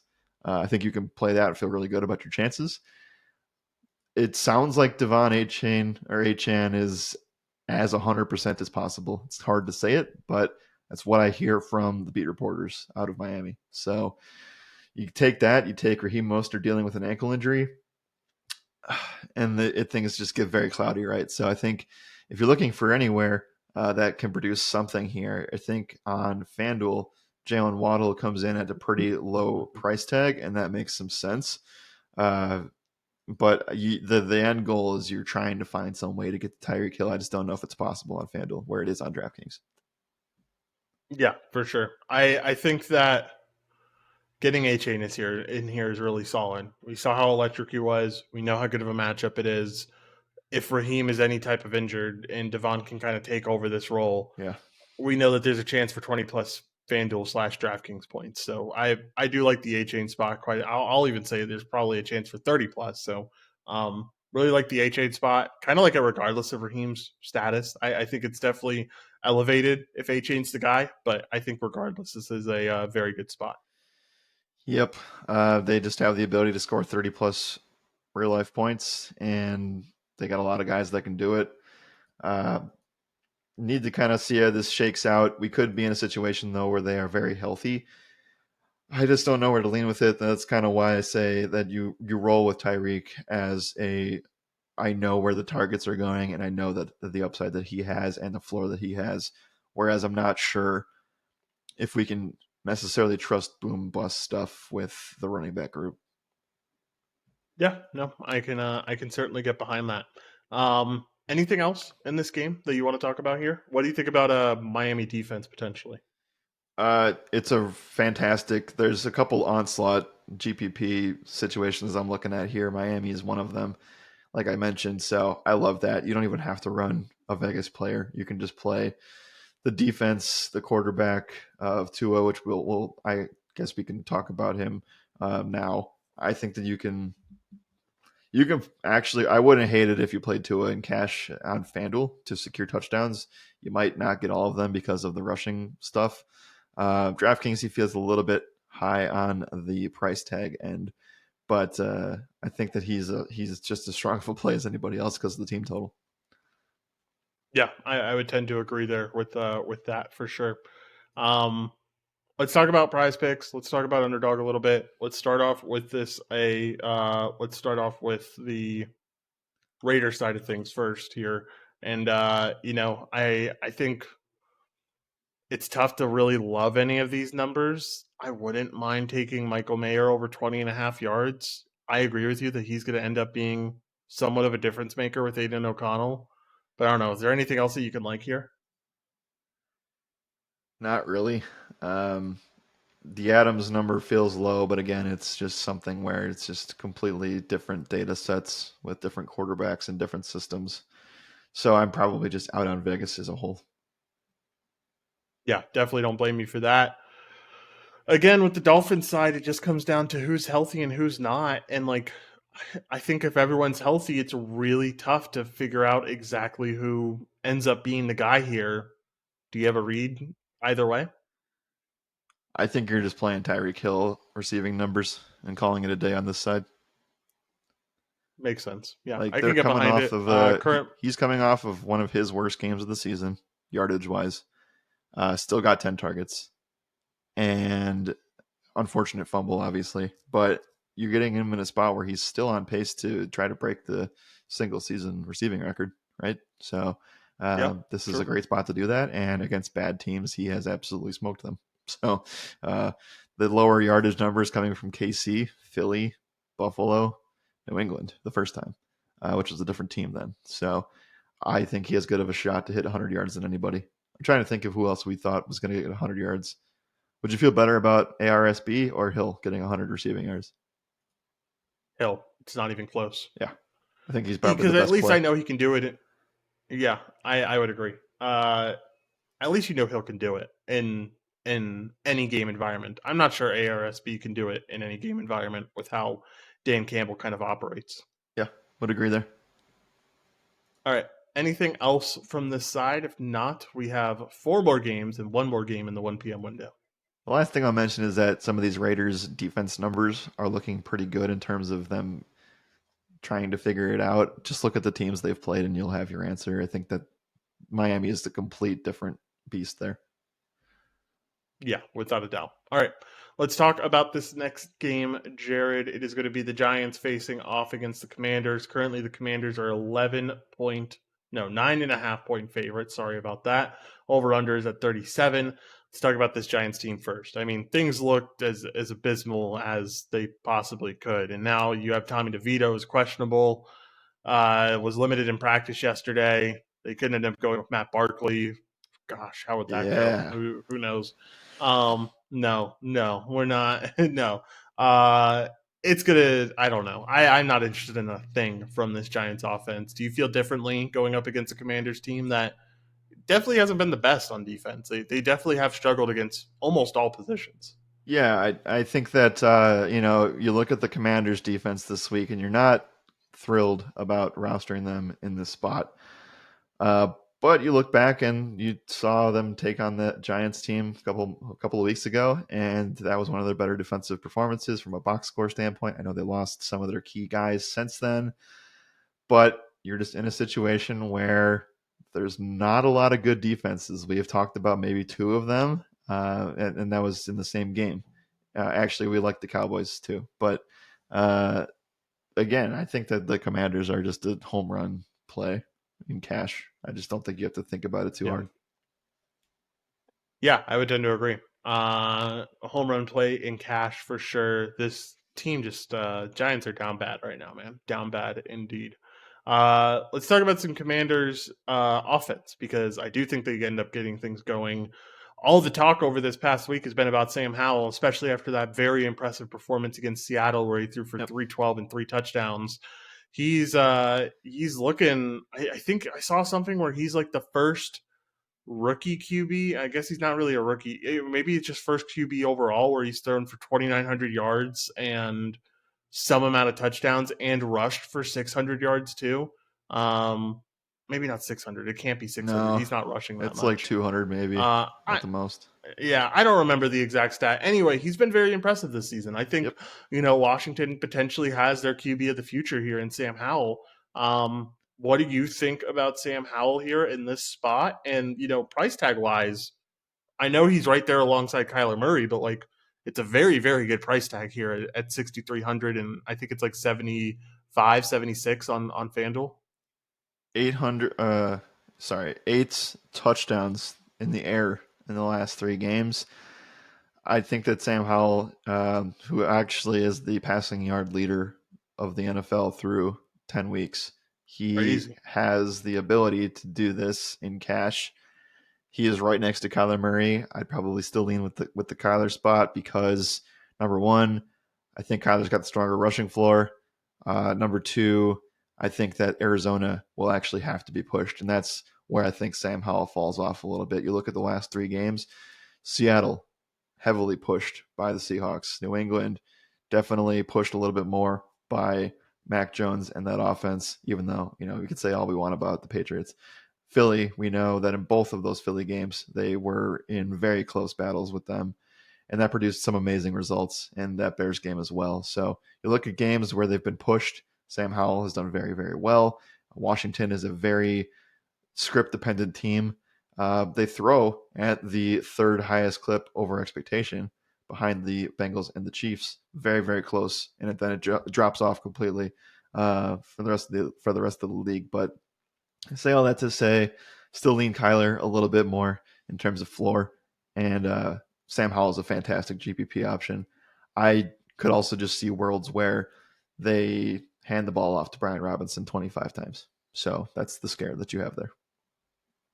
By the way, the stat I kept talking about, Sam Howell's the first QB in NFL history with through 11 games. He has 2,900 passing yards, 200 rushing yards, and a 65 plus completion Yeah. percentage. So, Yeah. really, really good season for him. But like you said, this could definitely be a spot where Brian Robinson gets a big chunk of the carries. And looks like that guy is Antonio Gibson out of this offense. Like, it's not out, but like, seems like Brian Robinson's taken over a little bit of that receiving role, or what happened there? Because I didn't get to watch this Yeah. game. So it just seems like this entire season that the rushing attempts is very 70-30 in Robinson's direction. They also this season have just taken it out completely and just thrown, they just throw Sam Howell 50 times. So those things exist, I guess, in situations where the Giants get out to an early lead, maybe a fumble 6 or something, but we're talking really big hypotheticals there. I do feel very strong about the Robinson role. Gibson has been still usurping the receiving stuff, like 5 targets a game last 3 games. Again, I do, the same thing applies here where I think Gibson's role goes down the toilet if the Washington Commanders get out to an early lead here. So I do like the Brian Robinson spot. The only thing I worry about is the fact that if this is in any way a competitive game, then he kind of gets scripted out of it. But I feel very strongly that that's not going to be a huge percentage of the time. So Yeah. you talk about Robinson versus Pollard, Robinson versus Aaron Jones. I think this is more of a FanDuel conversation than anything else. Um, but you get into some weird, interesting spots. I like Washington a lot this week in general. And I think that I'm probably off of the McLaurin Dawson stuff if Samuel comes back and plays in this game because he practiced and played a little bit last week too. Didn't look great, but still ended up playing and sucking some stuff away from the other guys. But it is kind of just Robinson or bust for me personally. I love the Commanders and Robinson pairing. That's kind of where I sit with this. So I was going to bring something else up, and I don't remember what it was. Maybe we can. The Gibson news. He did not practice Wednesday. I guess we see where that ranks today, because if he does not practice today, then Robinson starts getting some real cash consideration. Yeah, for sure. Definitely in cash consideration if that ends up happening. Anything else here, Jared? If not, let's move over to Prize Picks and talk about in Underdog and talk about some pick'em stuff that we like. So we just saw the Cowboys throw all over the Giants. I don't think that is going to get better in a week. Do you think that how do you like I said my spiel on Sam Howell? Do you feel like that is a little bit of a conservative take, or how do you feel about that and the passing weapons?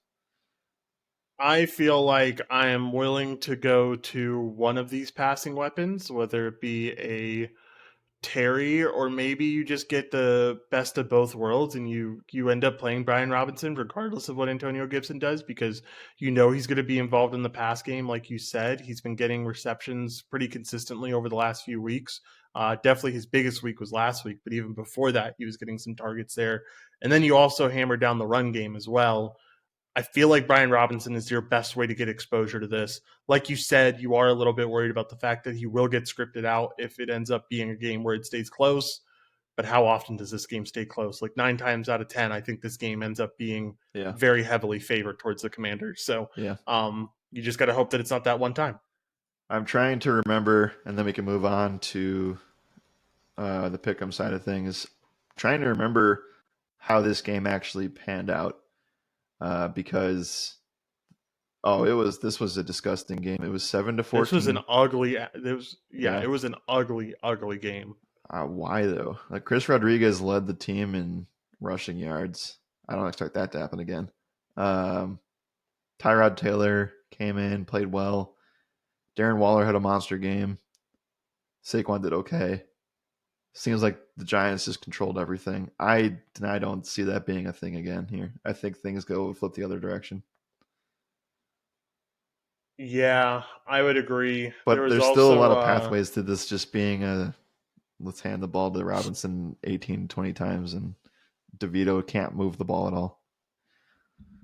I'll also say this was, I think, the first Tyrod Taylor week, maybe. I'm not sure. I think, and I honestly think Tyrod Taylor is the best QB for this team. The best QB work for that team. So I don't know. Tommy or Matt Barkley is that's abysmal, man. That is a Yeah. abysmal. All right. Anything else here, Jared? No. Or Again, before we move over to I pick would them? like Howell a little bit more, but I think that there are just worlds where you gotta play Howell when he has everything unleashed, and I think that you can actually do that on Thanksgiving next week against the Cowboys. There you go. I like it. I like it a lot. Excited for that Thanksgiving, for Thanksgiving football. All right, let's talk about pick'em stuff and start off with this Commanders team because I don't think we're going to take anything from the Giants. I really like Brian Robinson, half a touchdown, pass rush, receiving, cover it all. I think he scores here. I think it's pretty unlikely that he doesn't. Yep, I like the Robinson stuff. You're not going to get him on Underdog right now because I believe they are just waiting to see what happens with Gibson. So that is what that is, and I think that Robinson's the best play on this side. I'd also be slightly interested in like a DeVito turnover number, which you have that on. You have a fumble lost on Underdog with the Scorcher 2x. Oof. Yeah, I can get behind that. I wouldn't mind taking. No, I wouldn't take any DeVito stuff. Never mind. I'll just stay away from it. It's all ugly, Yeah. man. It's all ugly. Uh, gosh, that Giants team is just awful. Okay, let's talk about some teams that aren't awful and that I'm excited to talk about. If you're ready to move on to the afternoon window. Yep. Let's do it. All right, first game up is going to be the Tampa Bay Buccaneers facing off against the San Francisco 49ers. Currently, Niners coming out as 12-point favorites. Over-unders at 41.5. Let's talk about this Tampa Bay team first. I think it has to be said, mostly because I got the Niners sweatshirt on right now. That Niners team looked shot out of a cannon last week against the Jags. I think all around they looked incredible.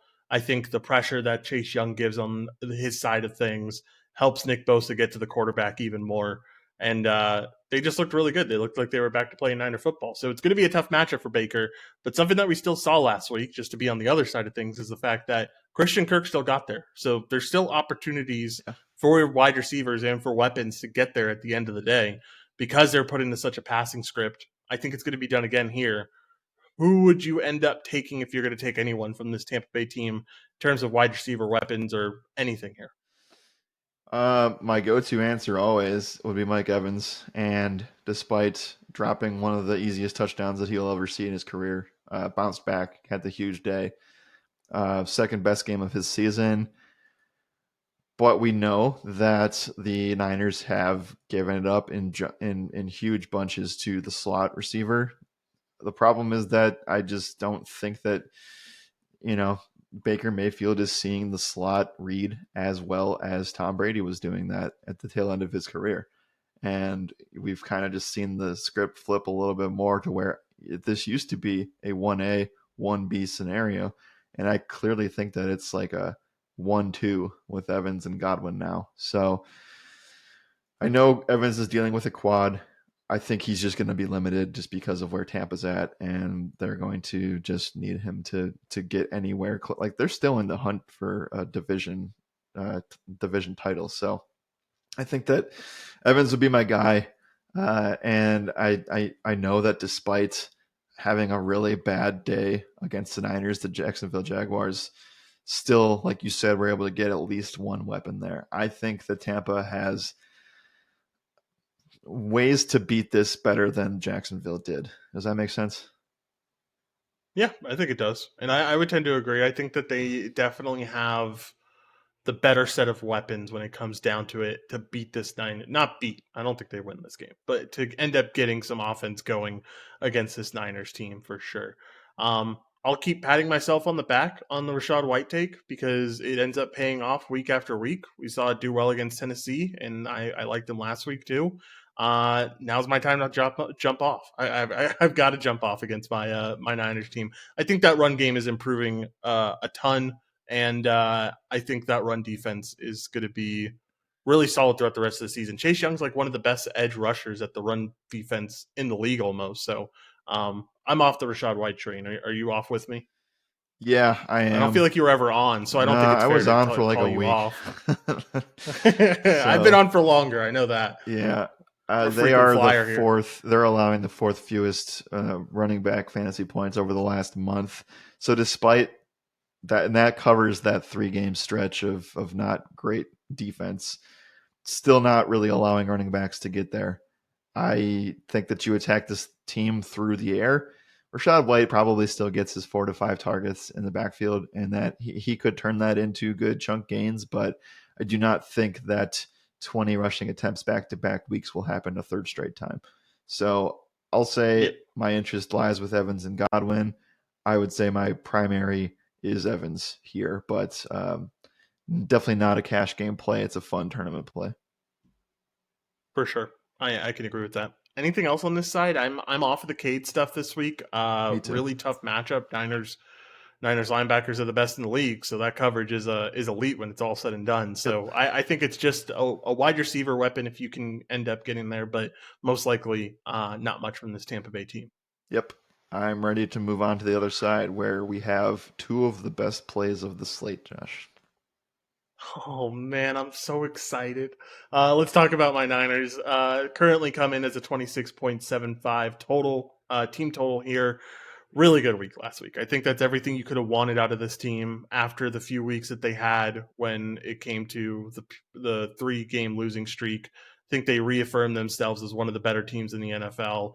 I think Trent Williams is just a humongous difference maker with this offense. I think when you have him on the field, he does things that not many people can. So we saw Brock have quite a week, even with them up 34 or up by like 3 touchdowns at most points. He was still slinging the rock, man. I mean, he had that juice check touchdown towards the end of the game. I thought that was like an easy, like, let's give McCaffrey the ball a whole bunch of times and get out of here. But they seemed like they wanted to make a statement last week. Wouldn't be surprised if they wanted to make a statement this week. What do you think about Brock here? 5,800 on DK. I know we've talked a lot about Kyler and stuff, but Brock's been that guy this year. Top EPA quarterback in the whole entire league. Yep, definitely understand that. It comes down to getting pushed enough, and that is where Kyler wins the battle. Also, the rushing Yeah. floor. I know that he had 57 against Cincinnati, but you take that out, and he hasn't gotten 57 the rest of the season combined. So, Yeah. doesn't have the rushing floor. I think that it was a really strong bounce back for them, not getting any turnovers as well. I mean, the spot for Purdy is great. The reason I said 2, you could say 4, you could say 5, but I'm not playing McCaffrey at this price tag against the number 2 rushing defense in terms of allowing fantasy points to positions in Tampa, and I am not playing Brock in cash because there's just not enough pushback, in my opinion, at an 11-point spread. So I think that he'll have a strong 250, 260, and 2. And hopefully he proves me wrong because that would help my other takes here. And so we're dwindling down here. We got 3 options left that we haven't talked about yet. I think that Deebo Samuel doesn't necessarily have to have a great game, but he is in a solid spot. I think what we saw the other day was just good, and I know that he got the touchdown, which got him there all the way. But the guys that I want to talk about that do have cash consideration, and it could just be a decision of price and picking guys over them because of that. Brandon Ayuk and George Kittle, they both could have monster games. One of them is having an actual eruption day. Yeah, we're seeing this offense really key in on Kittle being more of the guy. And I think that's good for the offense as a whole because they need Kittle to be there to end up opening up other weapons. I think when he's being unproductive, it kind of tanks the whole offense as a whole. But I like the Kittle spot a lot. Tampa Bay, fourth worst team, or no, third worst team against the tight end position over the last 4 weeks. Yep. I love the Kittle spot, man. Did you see that throw, the touchdown throw that Brock had to George Kittle? Yeah. A little bit One of a of the broken most play, but I insane. think he still would have scored either way. Yeah, I just think the throw that Purdy had completely covered by that defensive line was just I love my team. I love my quarterback. I like the Kittle stuff. I like the Ayuk stuff. I will say I'm a little bit more on Debo than you are, I think. They had something where they talked about it last week during the broadcast where they were saying that, he got injured, he had to sit out some time, but it helped him recover from a knee injury that he had in the preseason. And so it was kind of like having the preseason all over again for him and him coming into a season fully healthy. That's what the bye week allowed, plus that, extended absence of around 4 weeks. I like Debo too. I worry that his rushing upside won't be there against, like you said, a Tampa team that's very good against the rush. But I think one of these guys get there, man. I think one of the three. If I had to lean one, I think I'd go with Kittle. That would kind of require you to do some funky things because I think there are other tight ends that make more sense. Um, but yeah, I don't know. If I had to bet on one doing well, it would be Kittle. If I had to take one in a DFS lineup, it would probably be Ayuk or Debo. So for those listening, either right now or if you're listening back to this, these are going to turn into GPP plays. I think when I said eruption, I mean like we're talking about tournament winning type of upside here, and unfortunately, with the fact that it's an 11-point spread, I don't think Tampa pushes back enough to force things all the way, which is kind of where guys start to fall a little bit short. And they showed, the Niners showed last week that they are able to disperse touchdowns to everybody when, at any point. So that, the clear concentration of stuff isn't as good as it once was when Ayuk was actually destroying with Debo out. So I think with the spot where McCaffrey, we say that, he still probably gets 15 touches and has the opportunity to get 2 touchdowns. It's just, I don't think that the stuff on the ground is going to be as easy as other matchups. So you put all that together, and at the end of the day, the unfortunate answer is that they're probably not in cash consideration, and you add in the price on top of that, and Kittle's not going to pop in anything at 7K on FanDuel, and Ayuk almost at 8K with For Debo sure. back is not going to really pop. But again, really, really good tournament plays. I would suggest if you're making 10 lineups on FanDuel and DraftKings, or if you're an MME guy, be over the field on some of these, on 2 of those guys specifically. I like to take. I like to take a lot. All right, let's move over to pick'em stuff, Jared, if you're ready to. Yeah, I'm ready. I think that this is also an interesting market to get into, and there's no price considered. For sure. I would agree with that without a doubt. Let's talk about this Bucks team first. No Mike Evans, or no, there is a Mike Evans number of 54 and a half receiving yards. I definitely don't mind that. I like the under on Rashad White rushing and receiving. I think 74 and a half is very much a number baked into the fact that he's been doing really well recently.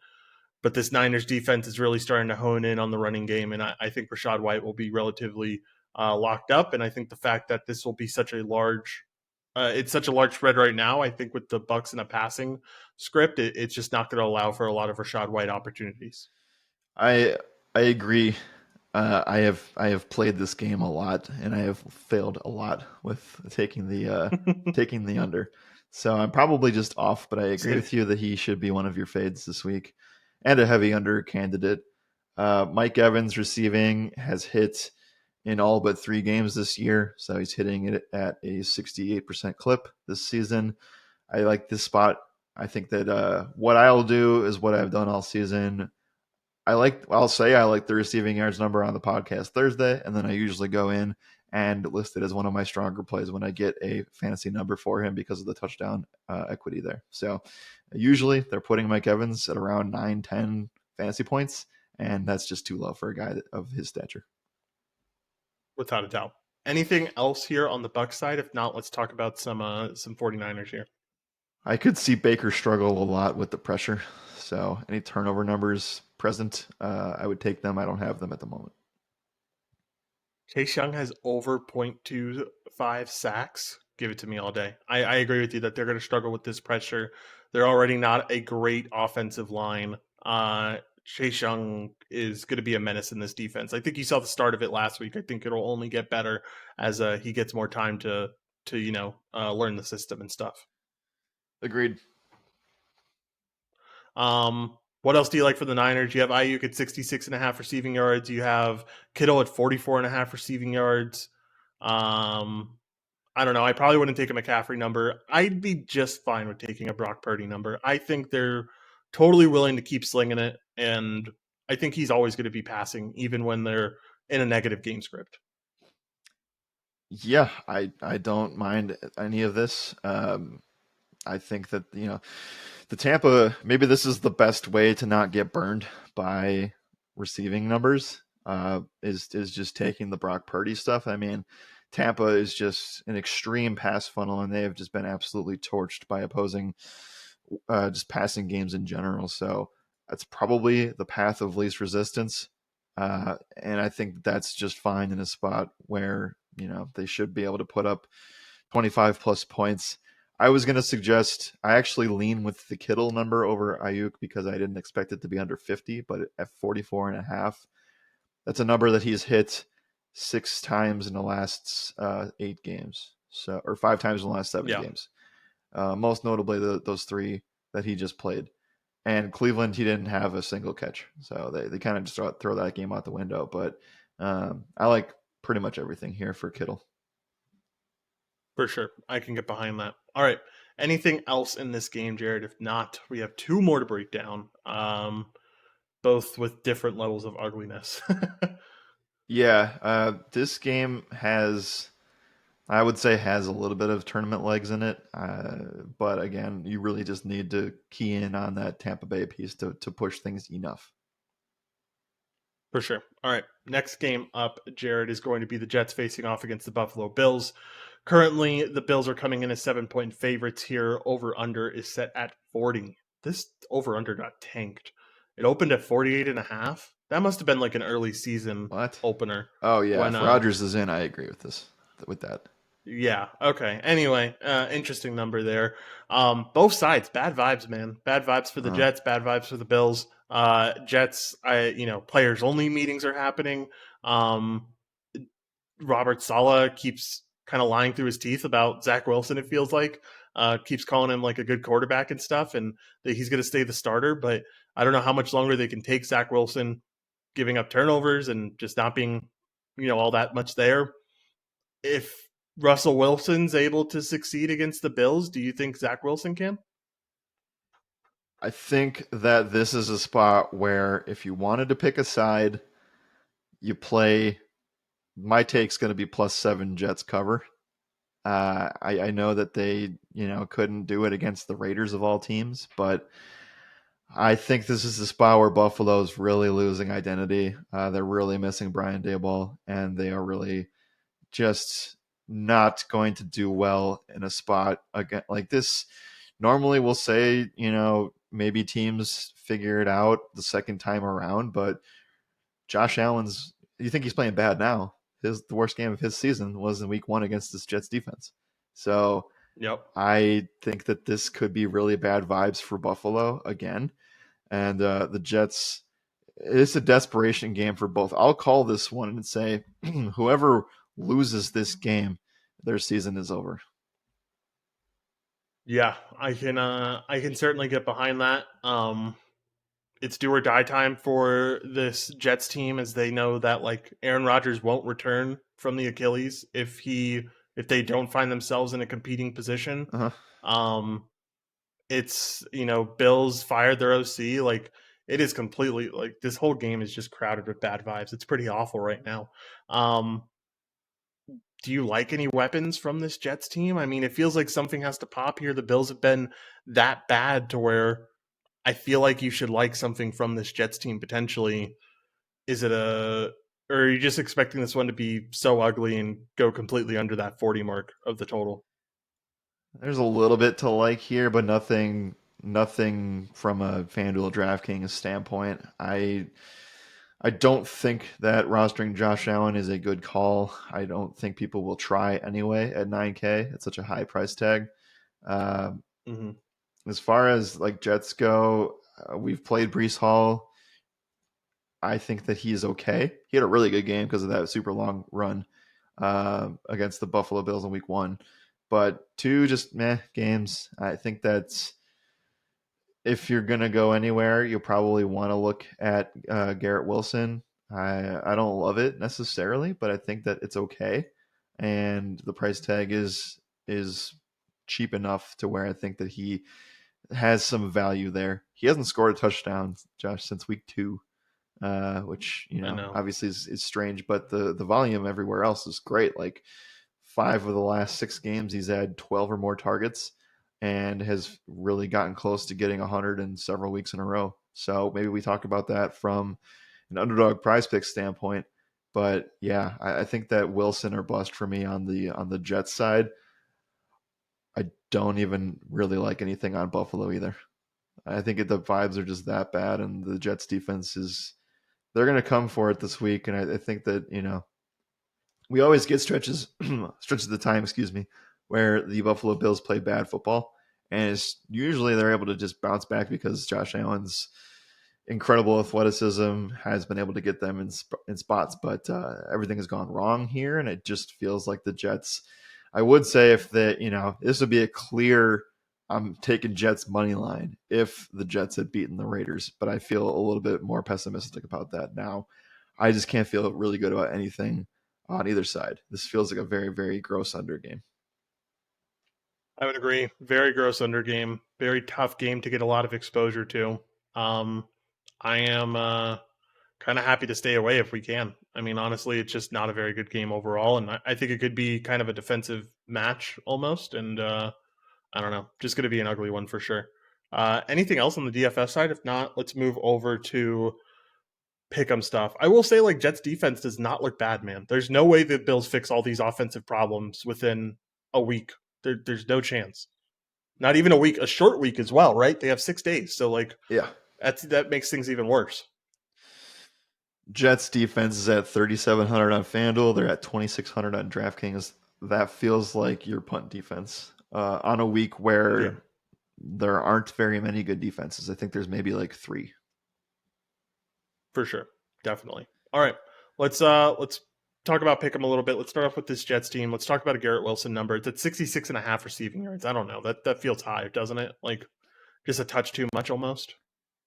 It feels I like guess it, he is but clearing like it I pretty said, it's consistently. he's consistently getting close to 100, securing 90 in a lot of these. So I'm okay with the Garrett Wilson number at 67 and a half. I'm not afraid of anything necessarily on the Buffalo defense side of things, and they've shown that they've regressed a little bit. So they're right around middle of the pack to that position the last month. Where I think that things get a little bit dicey for the play, just need to mention this. There's not many chances to mention this on the slate because of either domes or good weather, but this is not great weather. And it's Thursday, so you may No. have to just refresh things come the weekend. But weather in Buffalo is projecting to be 37 degrees with some rain showers that could turn into some wintry mix stuff. And then there is some wind in this game. Yeah, definitely some wind. Expected to be cold. Um, that applies to the last game of the slate as well. Well, no, it doesn't. Never mind. That's the dome game. Is this like the only game with bad weather? We haven't talked about weather much today, but Yeah, I mean, there's some seems like it. interesting weather for the Sunday night, Monday night games, but this is it Yeah. for that. All right. Let's move on to the Bills side. Anything you like here from a pick'em perspective? I'll just stay away from everything. Yeah, I don't think you can trust in this Bills team for a little bit. there's a time to play it, and there's a time to sit back and watch other people play it. I know that there's some stuff with Stephon Diggs and the narratives of he is carrying Buffalo, and no one did anything before him, or Josh Allen wasn't successful before that. Um, I don't know. I'm just not touching it. Oh, something I wanted to mention as well. weren't going to do it anyway. But if you are entering the opportunity to prepare for fantasy playoffs, it feels like Latavius Murray just got the starting job for Buffalo. If you watched last week's game, Did it? I I do think that James Cook lost his job. I I just think know, that end of game stuff from James Cook kind of secured him having a role here, because that was big clutch time stuff to get them down the field. Like, sure. I mean, you go over the game log or the play by play, and it's like 15 yards, 19 yards, 20 yards. Like he did really well at the end there, and I feel like that alone might end up having him keep this job. Okay. Uh, Keeping the job to a certain extent, I think Latavius now probably has that inside the 10 stuff that can win you a flex job for your fantasy league. Yeah, no, I can get behind that. I don't think Murray's gonna. I don't think it's gonna be like a 70-30 split though. Is what I No, guess probably what I'm trying not. to say. I But, think yeah. Murray at the end of the day is just 25, 30 pounds bigger and just the better end zone back. yeah, for sure. All right, last game on the slate, Jared. Are we ready for it? Yes. All right, let's do it. It is going to be the Seattle Seahawks taking on the Los Angeles Rams. Currently, the Rams come in as 1 point dogs at home. Over under is at 46.5. As much as we've talked about all these other games, and this one comes so late in the slate that maybe it gets looked over, this is a pretty fun game overall. Like, Hmm. I think that you do have some shootout potential here. I think it's going to be a close game through and through. And I think there's definitely holes on both defenses that you can take advantage of. So let's talk about this Seattle team first. A shootout game last week with Washington, I don't think is what anyone expected, but they find themselves in a spot after a win where things are going to get very, very close in the NFC West. What do we think about this game for Geno Smith and for these receiving weapons? A little note that could potentially, and I would think the same thing for the 49ers. I guess I didn't mention this for them either, but Thanksgiving on Thursday next week. Both of these teams play the 8 p.m. window. Could be a little bit of a look ahead situation potentially. But first, just give me your thoughts on Geno Smith and how he does in this matchup. The Seahawks play the Niners in the late game. Seahawks play the Niners Okay. at 8. Yeah, Yeah. see, not fun game. Fun game, by the way. Yeah. Yeah. Good scheduling. That is something to keep in mind. I They're both division games. I would say Seattle will come out and say that they will take one game at a time. And that's Yeah, probably the probably. way we approach this too. I think this game has a lot of legs, like you said. Excuse me. It's just so injury dependent here. I think Lockett had the hamstring, hasn't been practicing on Wednesdays, most likely not practicing Thursdays.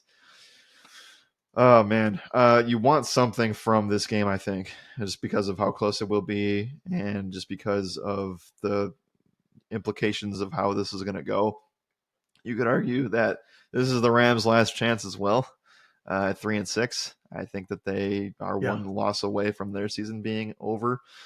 So, from that standpoint, I think that this could also feel like a Seattle home game too, with the dome in LA. I think that Seattle probably comes down, and you see a little bit more of the 12 there.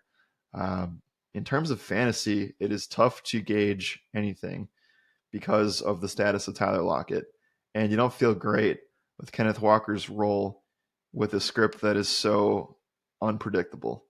Um, we knew the spot against Washington was great. I think the reason he got there was because of the long receiving touchdown and the work in that department, which we cannot count on, outside of a handful of times during the year. So I think that where I would start the conversation is the old flip a coin with Tyler Lockett and DK Metcalf and just hope that you hit right.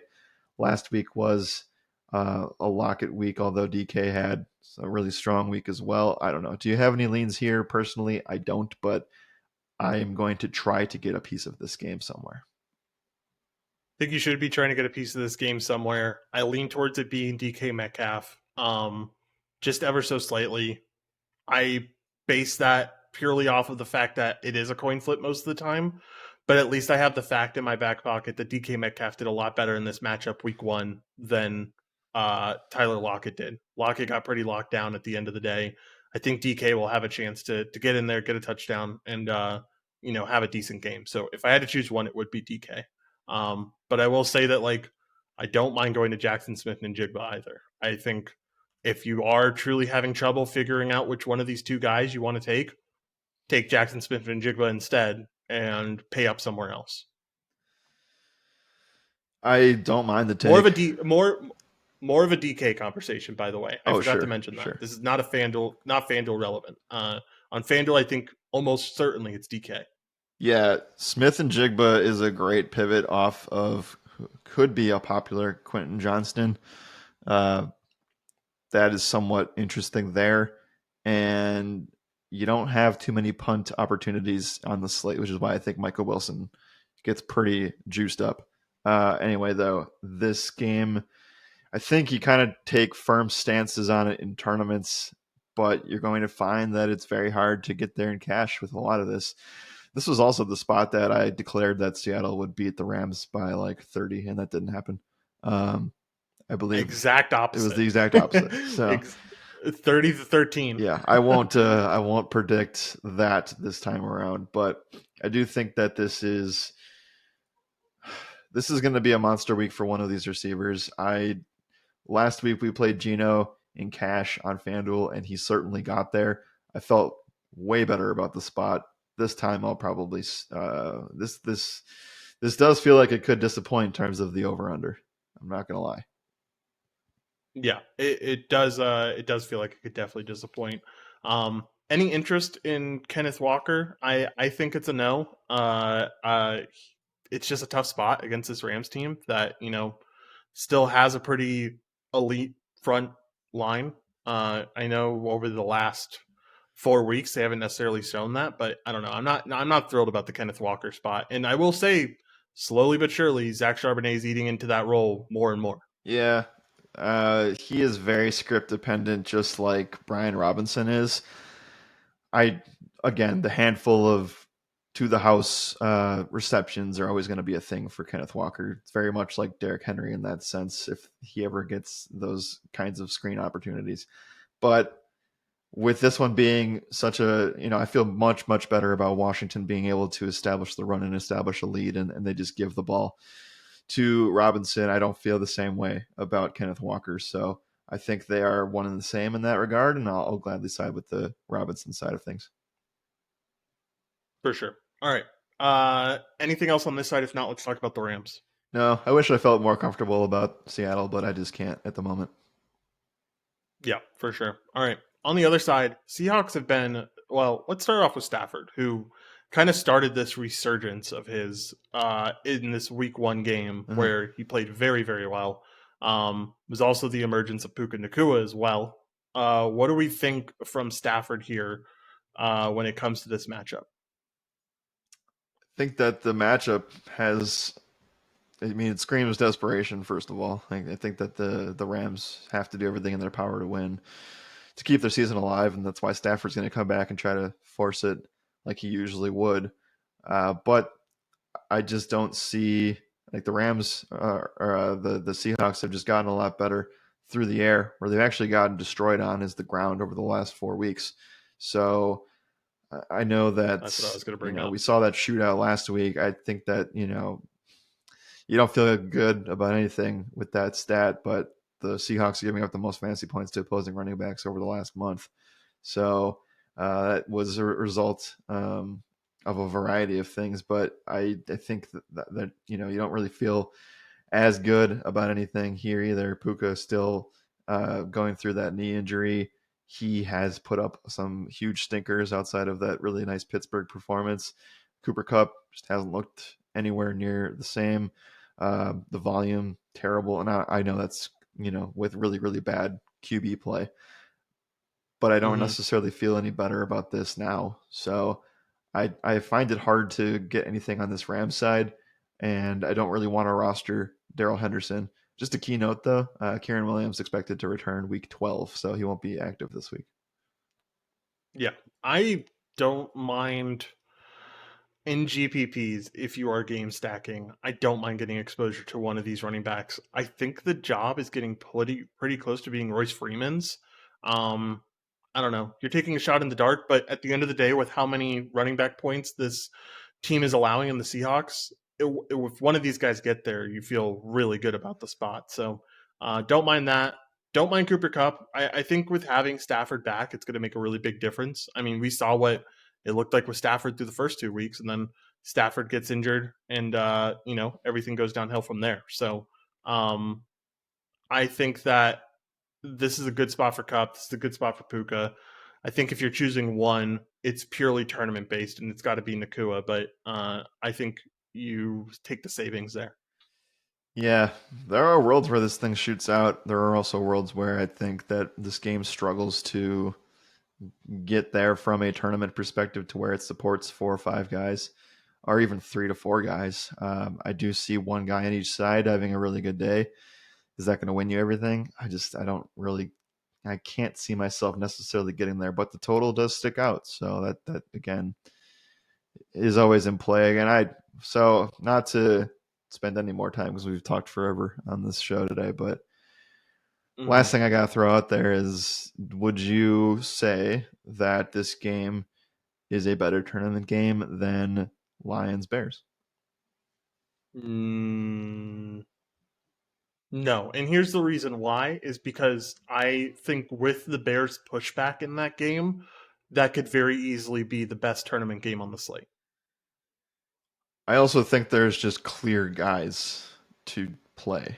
True. Yeah, Where like DJ Moore, Cole Kmet, um, the Lions side's a little bit more hazy, but uh, yeah, for this game, I mean, you're basically coin flipping 2 offenses or 2 receivers and hoping you hit right. I also don't think that either quarterback necessarily has GPP winning upside in this game. for sure. Yeah, no, I can get behind all that. Anything else here, Jared? If not, let's move over to pick'em stuff, talk a little bit about that, and then we can get into some score predictions. I don't really love much on Seattle. I don't have a receiving yard number at the moment, but I would say if I had it for Lockett, I'd probably side with taking that. Uh, but it is the same kind of conversation, and I don't have any Rams numbers because of the health status issues. For sure. I don't think. Let's see if I have any Rams numbers. I have some Rams numbers. I wouldn't mind. Everything's relatively high here, man. I mean, 80 and a half for Cooper Cup, 65 and a half for Puka Nakua, 258 and a half for Stafford passing yards. I don't know. I think it's a fine. It's stuff that's fine to take in a game stack scenario where you're taking pieces of Seattle on the other side. I wouldn't take it in like any like 2-man pick 'em options or anything like that. Cooper Cup's been generally slowed down against this team. He didn't play them at all, um, obviously this year or last year, but one game over 100 yards since 2019. Wow. Yeah, something to note for sure. Yeah, Definitely, I'm just definitely not solid sure. stuff But there. again, like I said, like this is their last hurrah in a sense. You could also say maybe this is the last meaningful game that Stafford and Cup played together. That's a weird thing to say, but Yeah, I think we're getting there. very weird thing to say. I think we are too. All right. I think for the Seattle side, anything that interests you here? If not, we can move on to score predictions.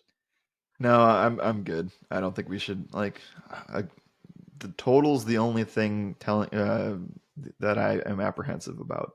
I would say this is a great game to fade, but the total says otherwise. So that's why I'm a little bit scared of that. For sure. All right. On to the score predictions. How we do this: go game by game, give our score predictions, and give you guys our advice of who wins and by how much and all that jazz. Jared, I told you about my picks group that I have where I make picks every week Uh-huh. on each game. I'm running hot, man. 11 wins in week 9, 10 wins in week 4. Led the group both weeks. We're cooking with fire right now. Very nice. Very nice. Hopefully, Uh, I'm sure this is helping by taking the opposite of the bold stances that I take. Your bold stances, they definitely haven't been the best. All right, but let's talk about hopefully some bold stances this week. Let's start off with this first game, Cowboys and Panthers. Who do you got winning and by how much? Cowboys versus Panthers. I think that the Cowboys will cover here. I just don't see many worlds where the Panthers can scrounge up 15 points, 14 points. So I will say Dallas wins. This is not the hot take, but a very clear take where I think it's going to be fairly obvious. Dallas, I'll say 31, Panthers 14. I can get behind it. I was going to say something similar. Give me Cowboys to win this one. They win 28-10 here in this game. Next game up, Steelers and Browns. I think the Steelers are atrocious right now. I just don't think that team's very good. They keep getting outgained in almost every single game. Mm-hmm. And I think the Browns have a rallying call because I don't think they think they're out of it yet. I think this defense has a rallying call and only gets better from here on out, which is a scary thing to think about with how good they are. Give me the Browns to win this one. Very bad game. Very ugly game. I'll have it at 14-6. Okay. I'm also going to go with the Browns because I'm just picking the stronger of the two defenses. Uh, I truly think, and you're right, but it wasn't in most of the games. They have been outscored or outgained in every game the Steelers have this season, and they Yeah. still are Yeah. finding ways to. They're basically this year's version of Minnesota, where they're winning these one-score games. So Hmm. it's going to be similar again. They'll probably do it again this time around. But I'm going with the Browns, and I will put in one more thing here.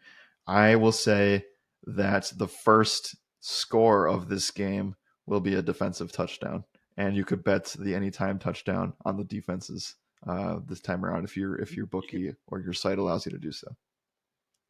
you could bet it on the first touchdown. I know those odds are like plus 2,500 most of Yeah, the at time for least. the defense scoring the first touchdown. Or if there's an option where defenses are the only touchdowns that are scored, that is also something I think is in play here. So I'll go final score prediction 13-6. Cleveland wins. Uh, I said 14-6. You Oh, can also bet okay. on the fact that no one scores. No, no, no. You're fine. Okay. You're fine with 13-6. I'm saying I said 14-6. I'm also comfortable with taking a bet of no one scores a touchdown in this game. You can do Yeah. that with anytime touchdown props. I would say that this is a good bet on it. All right, we spent plenty of time on that one. Let's talk about the next one. Bears and Lions. I think Lions end up winning this one, and it ends up being a little bit closer than people expect. I think Fields fighting for his jobs pushes this one a little bit. Give me Lions win, but it's 31-28. I am a believer in the Bears covering and this game getting to be unleashed a little bit. And it does help that this game's in a dome and we don't get Chicago weather. The Detroit Lions may be looking a little bit further ahead here as they have a Thanksgiving game on Thursday. Now it is against the Packers, so it's still division stuff, one game at a time, and they're really well coached. But there's a little bit of a hint in that coming into this week after an awesome week against the Chargers. I think that we saw the defense get exposed a little bit for Detroit, and I think that they have some things to figure out there. So that's why I feel like, and like you said, Justin Fields, this is his last stand. So yeah, we'll go Bears cover the 7.5, and we'll go with the Lions 27, Chicago 20. I like it. All right. Next game up, Cardinals and Texans. I think CJ Stroud is that guy. I believe in Cardinals getting Kyler Murray back, and I think this team will be pretty good throughout the rest of the season. But I think CJ Stroud is, I mean, Adam Schefter tweeted it. He's really getting close to making his way into the MVP Yep. conversation. And against this Cardinals team, I think he'll have even better options to throw the ball, or even better chances to throw the ball. So give me CJ Stroud winning this thing for the Texans. They end up covering 28-21.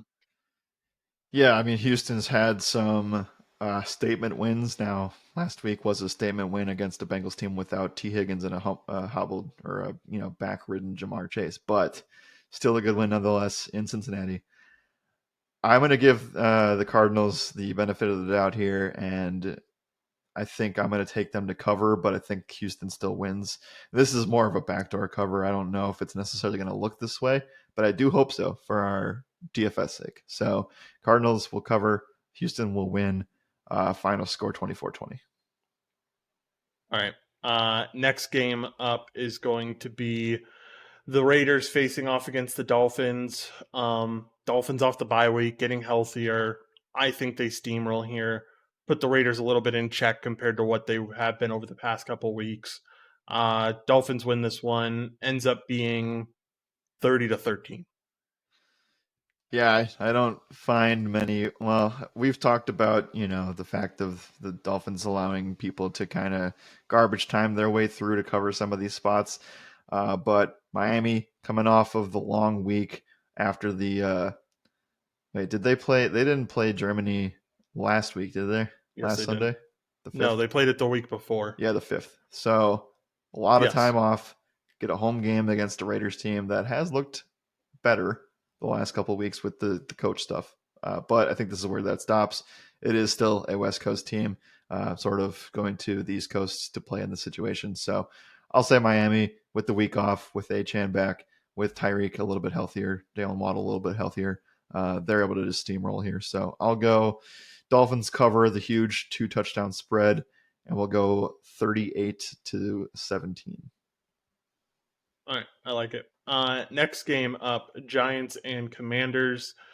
I think the Giants are just in a world of hurt right now. I think Commanders win this one. I think the vibes are really good with Sam Howell. Even after the loss last week, I think the vibes are really good. So give me the Commanders to win. They win by 10. Actually, I'll say they win by 2 touchdowns here. They win 24-10. Yeah, 24-10. Yep. Okay. The Giants won't be able to fix their defensive problems in 6 days. So I think this is down bad vibes everywhere. Commanders cover. Giants might look a little bit better on offense, but it's mostly garbage time. We'll say 27-13. All right, I like it. Next game up is going to be Chargers and Packers facing off. Jared, maybe I'm too much belief in your Packers here in Green Bay, or maybe it's just too little belief in this Chargers team. I think Packers win a shocking one here. Give me the Packers to win 21 to no 27-21. Packers win. Uh, yeah, Packers get 27 points. Wow. I would feel really good about that. I think most teams can put up 27 points against this Chargers team. I Yeah, think this defense is yeah. abysmal. Um, yeah, I think that there's real worlds where the Packers can win because the Chargers will shoot out, and we know the Chargers can charger. So the thing I worry about Yeah, we do. always is that Jordan Love just can't throw under pressure, and the Chargers have some of the scariest pressure guys in the NFL. They just haven't been able to put it together somehow. So I will also say the Packers, mainly because I think Keenan Allen's just a little bit too banged up for this spot. So Packers will win, and it will be a spot where it's a barely probably field goal win here. Mhm. I'll go a little bit lower on the total. We'll say 23-20. Packers win with a game-winning field goal. I like it. I like it. All right. Next game up, last game of the 1 p.m. window, Titans versus Jags. I think Jags have a resounding win here. I think they bounce back in good fashion. Give me the Jags to win. I don't think the Titans put up that many points here, man. I'll say 21-10. Jacksonville's got a really good bounce back spot. I would not be surprised to see this number sit at 7.5. It will hit 7 probably today. I always feel nervous about betting against Mike Vrabel against the spread, but like you said, I mean, Levis kind of just has fallen off a cliff here, and Henry had one of his worst weeks ever last week. I think it continues to be the same thing. So give me the Jacksonville Jaguars 24, Titans 13. I like it. All right. Next game up, we get into the 4 p.m. window here. Niners and Bucks. I think the Niners look really good right now. I think they have a lot of weapons to beat this Bucks team. Give me Niners end up winning. Um, I'll say they put up 30, and I'll say Bucks put up 17, 30 to 17. I will say that I'm on the side of Tampa covering here. I also see this number potentially getting closer to 12 as we get closer, but I'll give them the 11 and a half. I still think that the Niners have some pretty elite opportunities in this one, and I think Tampa just backdoor covers it at the end of it. So we'll go San Francisco to score 27, and Tampa will get 17. I like it. All right, Jets and Bills facing off against each other. Oh my goodness, man. I don't know. I think the Jets lose this one, though I really want them to win because I want to see Aaron Rodgers return. I think the Jets lose this one. I think they lose it really close. I don't think it's very high scoring either. Give me 14 to 10. Bills win. The reason that the Jets will win is because of the defense and Zach Wilson having to be a little bit above his average standard, which I know is tough to say. But if we get a Chiefs version of that Zach Wilson game, then I think that they have a chance to win. Because like you said, I don't think Buffalo has the ability to fix their problems in a matter of days. So I'm expecting the Jets to cover. I do hope they win too. And I was the Jets winning on Monday night away from saying that they outright win this game here today or this weekend. So give me Jets +7. I do think it's potentially a heartbreaker either way for either loser of this team or either loser of this game. We'll go 20 to 17. I'll say Bills, but I don't feel great about it. I don't feel great about it either. It's an ugly one, man. It's a to try to choose who you're going to have win here is tough. At least I struggled with it. Rams and Seahawks. I think Rams know where they're at this point in the season. I think they know they're in do or die mode. I think Seahawks might have a little bit of a look ahead thing here with the 49ers being at the top of the division and them tied. So if both teams end up winning here, then Seahawks have a chance to take the division. Yeah. I think too much of a look ahead is going to screw them over. Give me Rams to win this one. Okay. And they win a relatively close one to 24-21. I obviously have I read the Seahawks terribly this season. I also read the Rams terribly. If we remember 2 weeks ago, I said that they would crush the Packers, and that was the exact opposite.